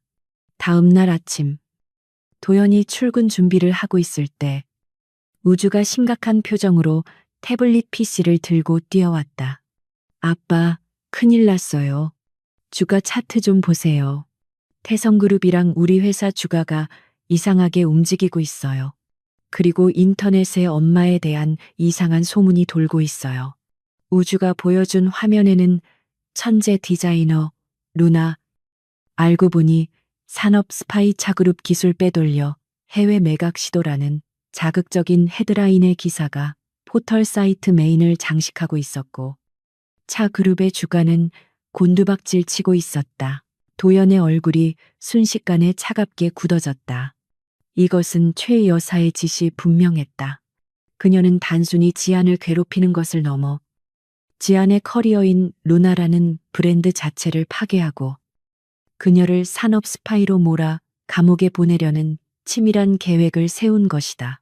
지안은 뉴스를 보고 사색이 되어 자리에 주저앉았지만 도연은 그녀의 어깨를 단단히 잡고 일으켜 세웠다. 겁먹지 마. 이건 저들이 마지막 발악을 하는 거야. 내가 말했지. 너희는 내가 지킨다고. 도현은 비서실장에게 전화를 걸어 비상대책회의를 소집했고 우주에게는 윙크를 하며 은밀한 지시를 내렸다. 아들, 이제 내 실력을 진짜로 보여줄 때가 됐다. 할머니가 만든 가짜 뉴스들 싹 다 역추적해서 원본 소스 찾아내. 그리고 태성그룹 서버 좀 털어봐야겠다. 우주는 비장한 표정으로 엄지를 치켜 세웠고, 맡겨만 주세요. 대한민국 최고의 해커 고스가 누군지 보여줄게요. 우리 엄마 건드린 대가가 얼마나 비싼지 청구서 제대로 날려줄 테니까. 라고 대답했다. 지아는 두 남자의 든든한 모습을 보며 눈물을 닦고 다시 일어섰다. 그녀는 더 이상 숨어서 우는 약한 여자가 아니었다. 그녀는 루나였고 차도연의 아내였으며 천재 해커 우주의 엄마였다. 좋아요. 전쟁이라면 피하지 않겠어요. 내 방식대로 싸울게요. 지아는 드레스룸으로 들어가 전투복과도 같은 정장을 꺼내 입었다. 이제 그들은 각자의 위치에서 최후의 반격을 준비하고 있었다. 도연은 회사로 향하는 차 안에서 창밖을 바라보며 싸늘한 미소를 지었다. 최 여사는 자신이 이겼다고 생각하겠지만 그녀가 간과한 것이 하나 있었다. 바로 지안이 가진 루나라는 브랜드의 힘과 우주라는 예상치 못한 조커의 존재였다. 도연은 이번 기회에 그룹 내의 썩은 부분들을 완전히 도려내고 지안과 우주에게 완벽한 세상을 선물하기로 결심했다. 차가 회사 로비에 도착하자 수많은 기자들이 몰려들었지만 도연은 그들을 향해 여유롭게 손을 흔들어 보였다. 그것은 패배자의 모습이 아니라 승리를 확신하는 제왕의 여유였다. 그리고 그 시각 집요하게 서버를 파고들던 우주의 모니터에 마침내 결정적인 단서가 포착되었다. 잡았다. 이 쥐새끼들. 감히 우리 엄마 아이디어를 훔쳐서 조작해. 우주의 손가락이 엔터키를 강하게 내리쳤고 반격의 서막이 올랐다. 차 그룹 본사의 50층 대회의실은 마치 폭풍 전야의 바다처럼 위태롭고 무거운 침묵이 흐르고 있었는데 거대한 스크린에 띄워진 주가 그래프는 붉은색 하얀 곡선을 그리며 바닥 모르고 추락하고 있었다. 최명희 여사가 퍼뜨린 루나 산업 스파이설은 걷잡을 수 없이 확산되어 주요 주주들과 이사들은 당장이라도 차도연 회장의 멱살을 잡을 듯 험악한 분위기를 조성하고 있었다. 회의실 상석에 앉아있는 도연의 얼굴은 창백하게 굳어 있었고 그의 앞에는 헤이만과 서지안에 대한 고발장이 놓여 있었다. 최 여사는 회심의 미소를 감추며 도연을 향해 가식적인 목소리로 말했다. 도연아, 이제라도 결단해라. 그 여자가 널 이용해 먹은 꽃뱀이자 스파이라는 걸 인정하고 내치면 내가 어떻게든 수습해 주마. 그룹을 위해서라도 네가 희생해야 하지 않겠니? 그녀의 말은 겉으로는 아들을 걱정하는 척했지만 속에는 도연을 완전히 매장시키려는 도끼가 서려 있었다. 이사들은 웅성거리며 동조했고 도연은 주먹을 꽉 쥐어 손톱이 살을 파고들 정도였지만 아직 때가 되지 않았기에 침묵을 지킬 수밖에 없었다. 그때 도연의 휴대전화가 요란하게 울리며 정적을 깼고 발신자 표시 제한으로 뜬 화면을 본 도연의 눈동자가 급격하게 흔들렸다. 그는 양해를 구하지도 않고 전화를 받았고 수화기 너머에서 들려온 것은 변조된 음성과 함께 들리는 우주의 비명소리였다. 아빠, 살려줘. 무서워. 그리고 이어서 최 여사의 신복인 조 실장의 목소리가 들려왔다. 회장님, 아드님이 저희와 함께 있습니다. 지금 당장 이사회에서 사임 의사를 밝히고 서지현 씨가 스파이임을 자백하십시오. 안 그러면 이 아이가 어떻게 될지 장담 못합니다. 도연은 자리를 박차고 일어나며 너희들 우주한테 손끝 하나라도 대면 다 죽여버릴 거야. 어디야 당장 말해 라고 절규했다. 이사들은 회장의 갑작스러운 폭주에 경악했고 최 여사는 속으로 쾌재를 부르며 드디어 걸려들었구나라고 생각했다. 도현은 겉옷을 챙길 새도 없이 회의실을 뛰쳐나갔고 남겨진 이사회는 혼란의 도가니에 빠졌다. 하지만 엘리베이터에 탄 도현의 표정은 문이 닫히자마자 180도 돌변했는데 방금 전의 공포와 당혹감은 온데간데 없고 차분하다 못해 서늘한 냉소만이 남아 있었다. 그는 휴대폰 화면에 떠 있는 우주의 메시지를 다시 한번 확인했다. 아빠, 연기력 대박 아카데미 나무주 연상감이네요. 저는 지금 안전하게 팝콘 먹으면서 관람 중이니까 걱정 말고 작전대로 하세요. 할머니한테 뜨거운 맛 좀 보여줘야죠. 사실 우주는 납치당한 것이 아니라 최 여사의 하수인들이 자신을 미행한다는 것을 미리 간파하고 역으로 그들을 함정에 빠뜨린 것이었다. 그는 미리 준비해둔 가짜 음성 파일과 딥페이크 영상을 조 실장의 폰으로 전송하여 마치 자신이 납치된 것처럼 꾸몄고 실제로는 경호원들과 함께 최첨단 장비가 갖춰진 안전가옥, 아니 작전 상황실에 머물고 있었다. 도연은 넥타이를 느슨하게 풀며 중얼거렸다. 그래, 우리 아들이 감독인데 주연 배우가 NG를 낼 순 없지. 쇼타임이다. 한편 도현이 빠져나간 회의실은 최 여사의 동무대가 되어 있었다. 그녀는 의기양양하게 자리에서 일어나 마이크를 여러분, 보시다시피 차 회장은 사적인 감정에 휘둘려 이성적인 판단을 잃었습니다. 이런 사람에게 그룹의 운명을 맡길 수는 없습니다. 제가 임시 의장으로서 사태를 수습하겠습니다. 라고 선언했다. 그녀의 지지 세력들이 박수를 치며 분위기를 몰아가려는 찰나 굳게 닫혀있던 회의실 문이 다시 한번 열리며 낯선 하지만 압도적인 아우라를 풍기는 여자가 걸어 들어왔다. 서지안이었다. 그녀는 평소의 편안한 차림이 아닌 날선 칼날처럼 완벽하게 재단된 블랙 슈트를 입고 있었고 손에는 두툼한 서류 가방을 들고 있었다. 경호원들이 그녀를 막으려 했지만 그녀의 뒤따라 들어오는 수십 명의 변호인단과 금융 전문가들의 위세에 눌려 길을 터줄 수밖에 없었다. 누구 맘대로 수습을 합니까? 진짜 주인은 여기 있는데 지안의 목소리는 높지 않았지만 회의실 구석구석까지 명료하게 울려 퍼졌고 최 여사는 사색이 되어 소리쳤다. 네가 감히 여기가 어디라고 들어와 경비 당장 이 여자를 끌어내 하지만 지안은 눈 하나 깜짝하지 않고 단상 앞으로 걸어 나와 서류 가방을 테이블 위에 쾅 내려놓았다. 저는 오늘 피해자 신분이 아니라 차 그룹의 새로운 대주주로서 이 자리에 왔습니다. 그녀가 꺼내든 서류는 루나 브랜드의 매각 대금이 아니라 최근 폭락한 차 그룹의 주식을 전량 매입했다는 주식 매매 증명서와 위임장들이었다.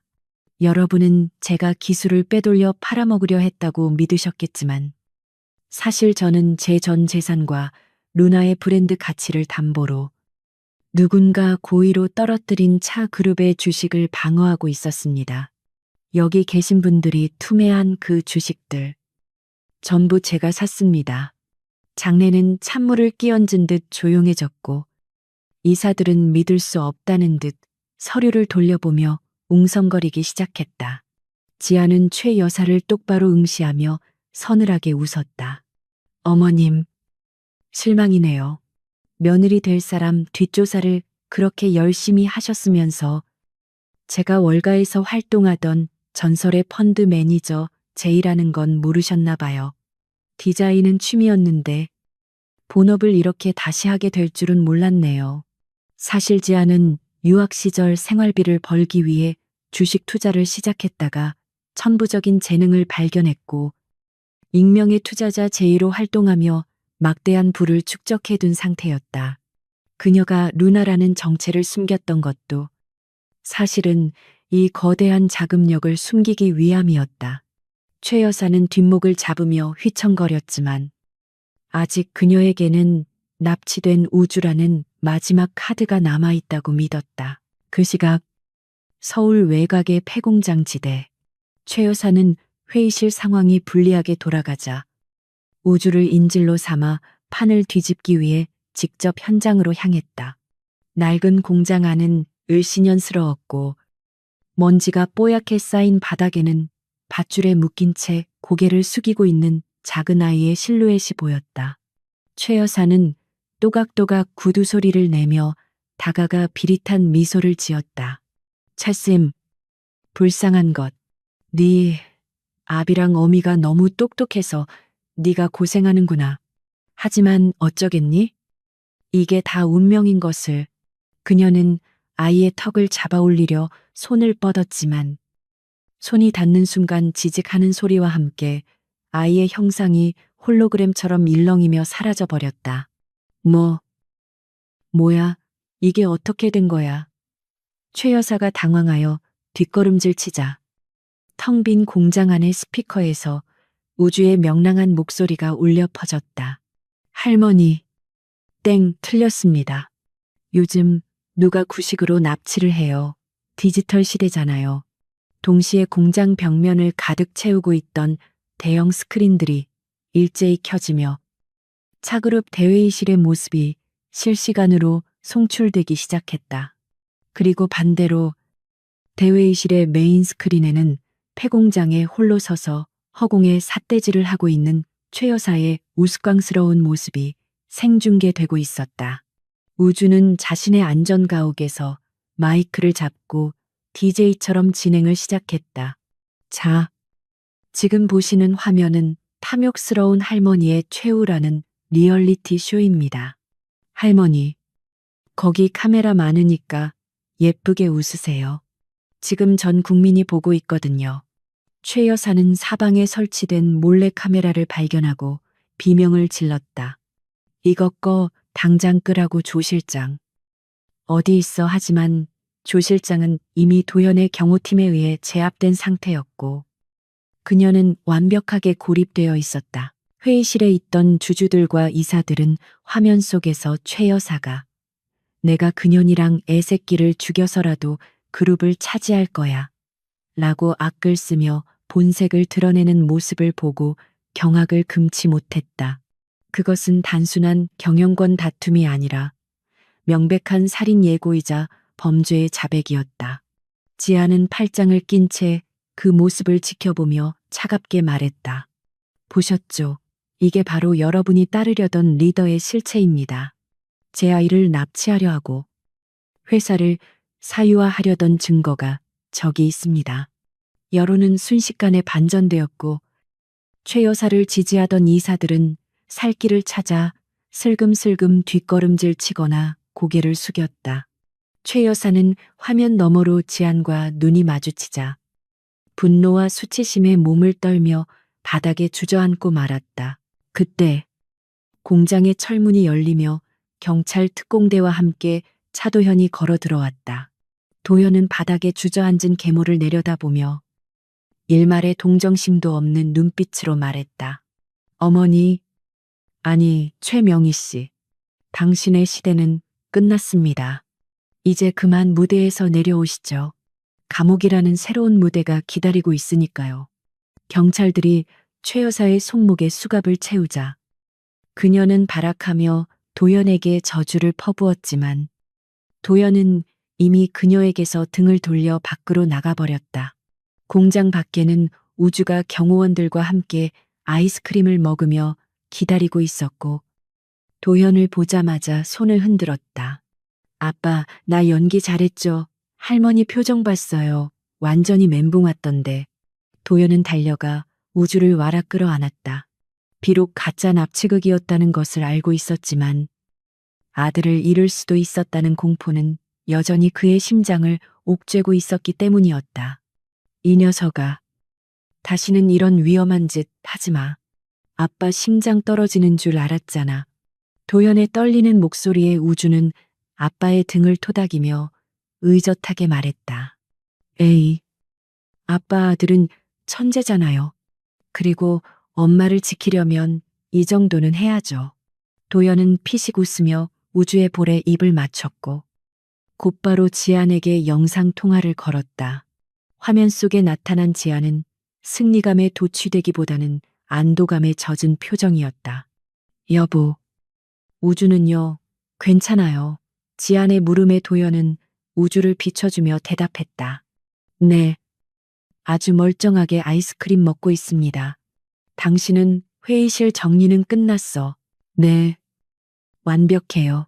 당신 계모님 덕분에 주가가 바닥을 쳐서 제가 아주 헐값에 지분을 싹 쓸어 담았거든요.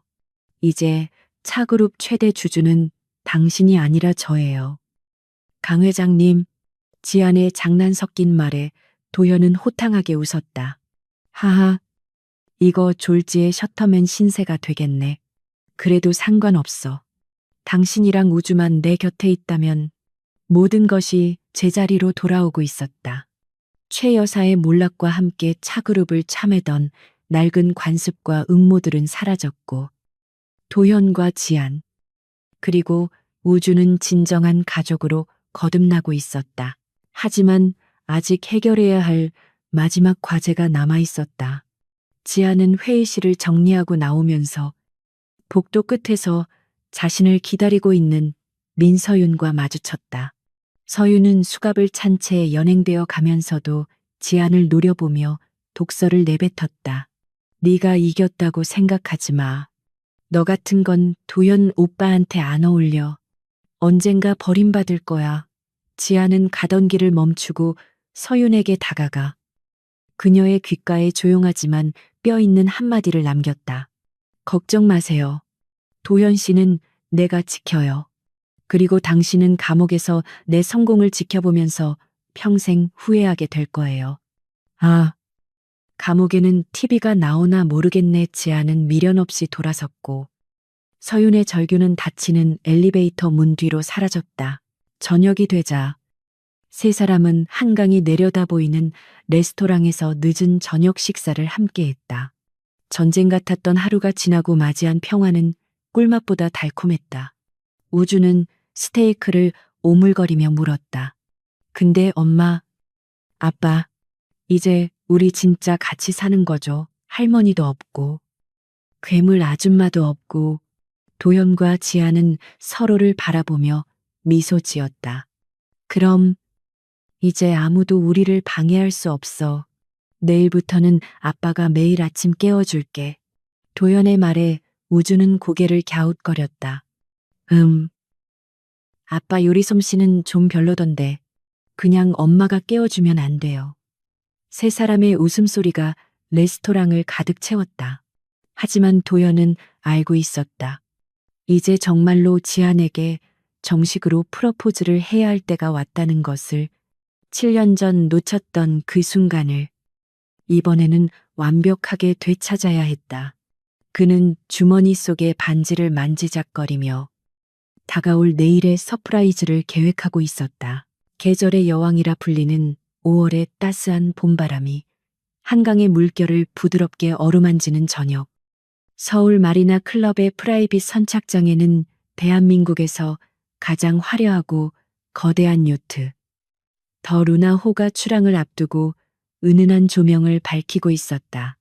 차도연은 지난 몇 달간 그룹을 뒤흔들었던 경영권 분쟁과 최 여사의 구속이라는 폭풍우가 지나간 뒤 마침내 찾아온 평화를 기념하고 서지안에게 정식으로 프러포즈하기 위해 이 자리를 마련했는데 천하의 차 회장이라 불리는 그도 오늘만큼은 긴장감을 감추지 못해 넥타이를 몇 번이나 고쳐매며 초조하게 가판을 서성이고 있었다.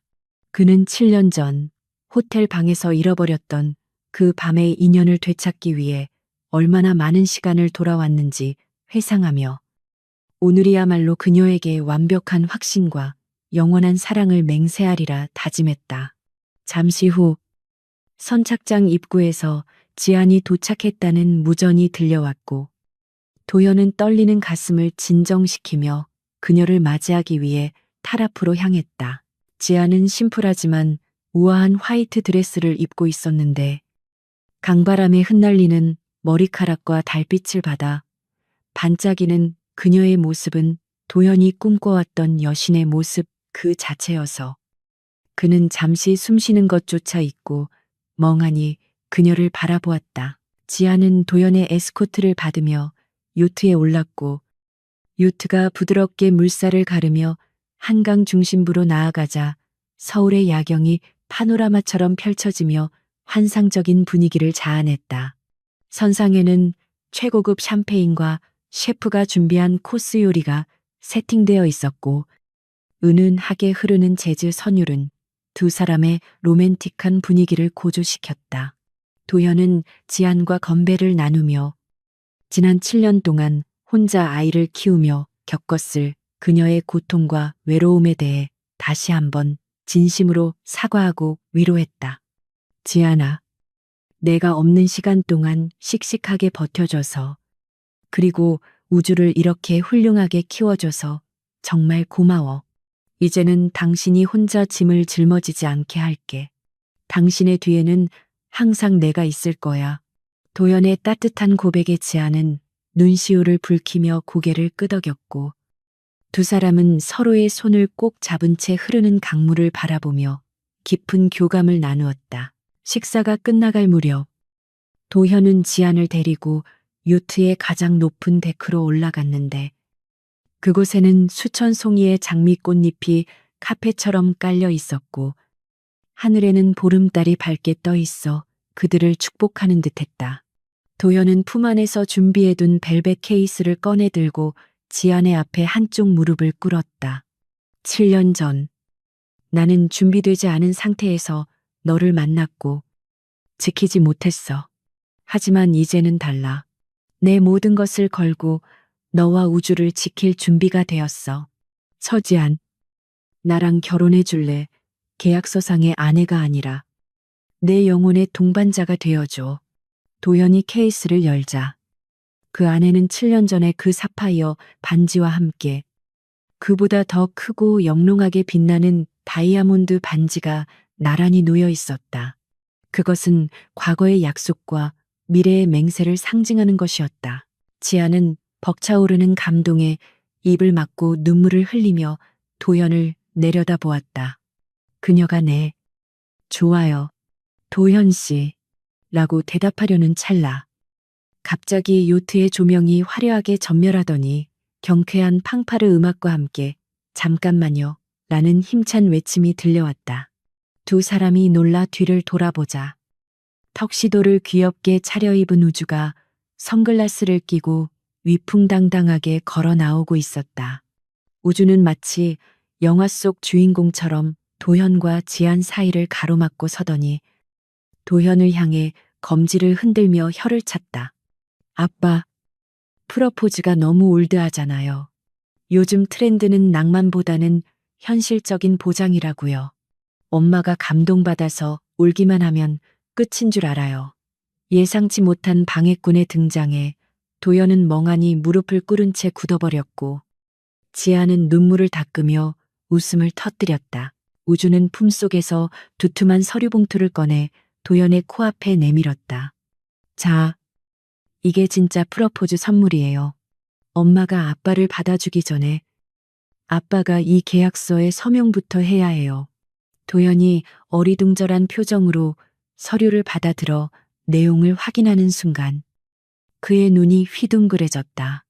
서류의 제목은 차그룹 경영 위탁 계약서였고 계약 당사자는 갑서우주 대주주 을 차도연 전문 경영인으로 명시되어 있었다. 도연이 떨리는 목소리로 이게 무슨 소리냐? 네가 대주주라니? 라고 묻자 우주는 선글라스를 벗으며 윙크를 날렸다. 아빠, 지난번 주가 폭락 사태 때 엄마 이름으로 주식을 매집한 익명의 투자자 제이가 누군지 궁금하지 않았어요. 그거 저예요. 엄마 몰래 해킹대회 상금이랑 코인 투자로 불린 비자금 좀 썼죠. 도연과 지아는 경악을 금치 못하고 입을 다물지 못했다. 6살짜리 아들이 그동안 방구석에서 컴퓨터만 두드리는 줄 알았더니 사실은 글로벌 자본시장을 움직이는 큰손이었다는 사실은 상상을 초월하는 반전이었다. 우주는 으쓱하며 설명을 이어갔다. 할머니가 주가를 바닥으로 떨어뜨려준 덕분에 아주 싼 값에 줍줍했죠. 현재 차그룹 지분 구조를 보면 엄마가 1대 주주, 제가 2대 주주, 아빠는 3대 주주 정도. 그러니까 실질적인 오너는 저랑 엄마라는 거죠. 우주의 설명은 너무나 논리적이고 정확해서 반박할 여지조차 없었다. 천하의 차도연 회장이 하루아침에 아들에게 고용된 바지 사장 신세가 된 것이었다. 도연은 허탈한 웃음을 터뜨리며 바닥에 주저앉았지만 그 웃음은 패배감이 아닌 기특함과 사랑스러움으로 가득 차 있었다. 하하하, 내가 호랑이 새끼를 키운 게 아니라 용을 낳았구나. 그래, 내가 졌다. 네가 내 상사다. 우주는 씩 웃으며 계약서의 세부 조항을 읽어내려갔다. 제1조. 울 차도연은 갑서 우주과 병서지안의 행복을 최우선으로 한다. 제2조. 주말에는 무조건 가족여행을 가야 하며 업무 핑계 금지. 제3조. 엄마를 울릴 시에는 즉시 해고 및 위자료 1조 원 청구. 동의하십니까? 조항 하나하나가 도연을 버참에는 노예 계약이나 다름없었지만 도연에게는 그 어떤 연봉 계약서보다 달콤하게 들렸다. 도연은 지안을 바라보며 물었다. 여보, 우리 회장님 지시가 아주 엄격한데 당신 생각은 어때? 내가 이 계약직 CEO 자리를 수락해도 될까? 지아는 행복한 미소를 지으며 고개를 끄덕였다. 글쎄요. 수습 기간을 좀 더 봐야 하지 않을까요? 일단 요리 실력부터 좀 검증하고요. 도연은 알겠습니다. 마님, 분부대로 하죠. 라고 외치며 만년필을 꺼내 호쾌하게 서명했다. 그 순간 한강의 밤하늘 위로 화려한 불꽃놀이가 터지기 시작했다. 펑, 펑, 펑, 오색 찬란한 불꽃들이 검은 하늘을 수놓으며 세 사람의 새로운 시작을 축복해 주었고 우주는 신나서 방방 뛰며 와 대주주 기념 축포다라고 소리쳤다. 도연은 서명을 마친 계약서를 우주에게 건네주고 다시 지안에게 다가가 그녀의 허리를 끌어안았다. 그리고 이번에는 방해받지 않고 그녀의 입술에 깊고 뜨거운 키스를 퍼부었다. 불꽃이 터지는 소리와 함께 두 사람의 심장 소리가 하나로 포개어졌고 우주는 두 눈을 가리는 척하며 손가락 사이로 그 모습을 지켜보며 키득거렸다. 7년 전 엇갈린 운명으로 시작된 인연은 돌고 돌아 완벽한 가족이라는 종착역에 도착했다. 차가운 이성과 데이터로만 세상을 보던 도연에게 지안과 우주는 예측할 수 없는 따뜻한 변수였고 그 변수들은 그의 인생을 가장 완벽한 해피엔딩으로 이끌어 주었다. 차그룹 본사 로비. 출근 시간이 되자 직원들이 분주하게 움직이는 가운데 자동문이 열리며 세 사람의 실루엣이 등장했다. 가장 앞장선 것은 꼬마 회장님 포스를 풍기는 우주였고 그 뒤로 우아한 정장 차림의 서지한 의장 그리고 양손에 우주의 가방과 지안의 핸드백을 든 차도연 대표가 따르고 있었다. 직원들은 일제히 허리를 숙여 인사했다. 안녕하십니까. 의장님, 대주주님 그리고 대표님. 도연은 직원들에게 윙크를 하며 넉살 좋게 받아쳤다. 다들 수고가 많아요.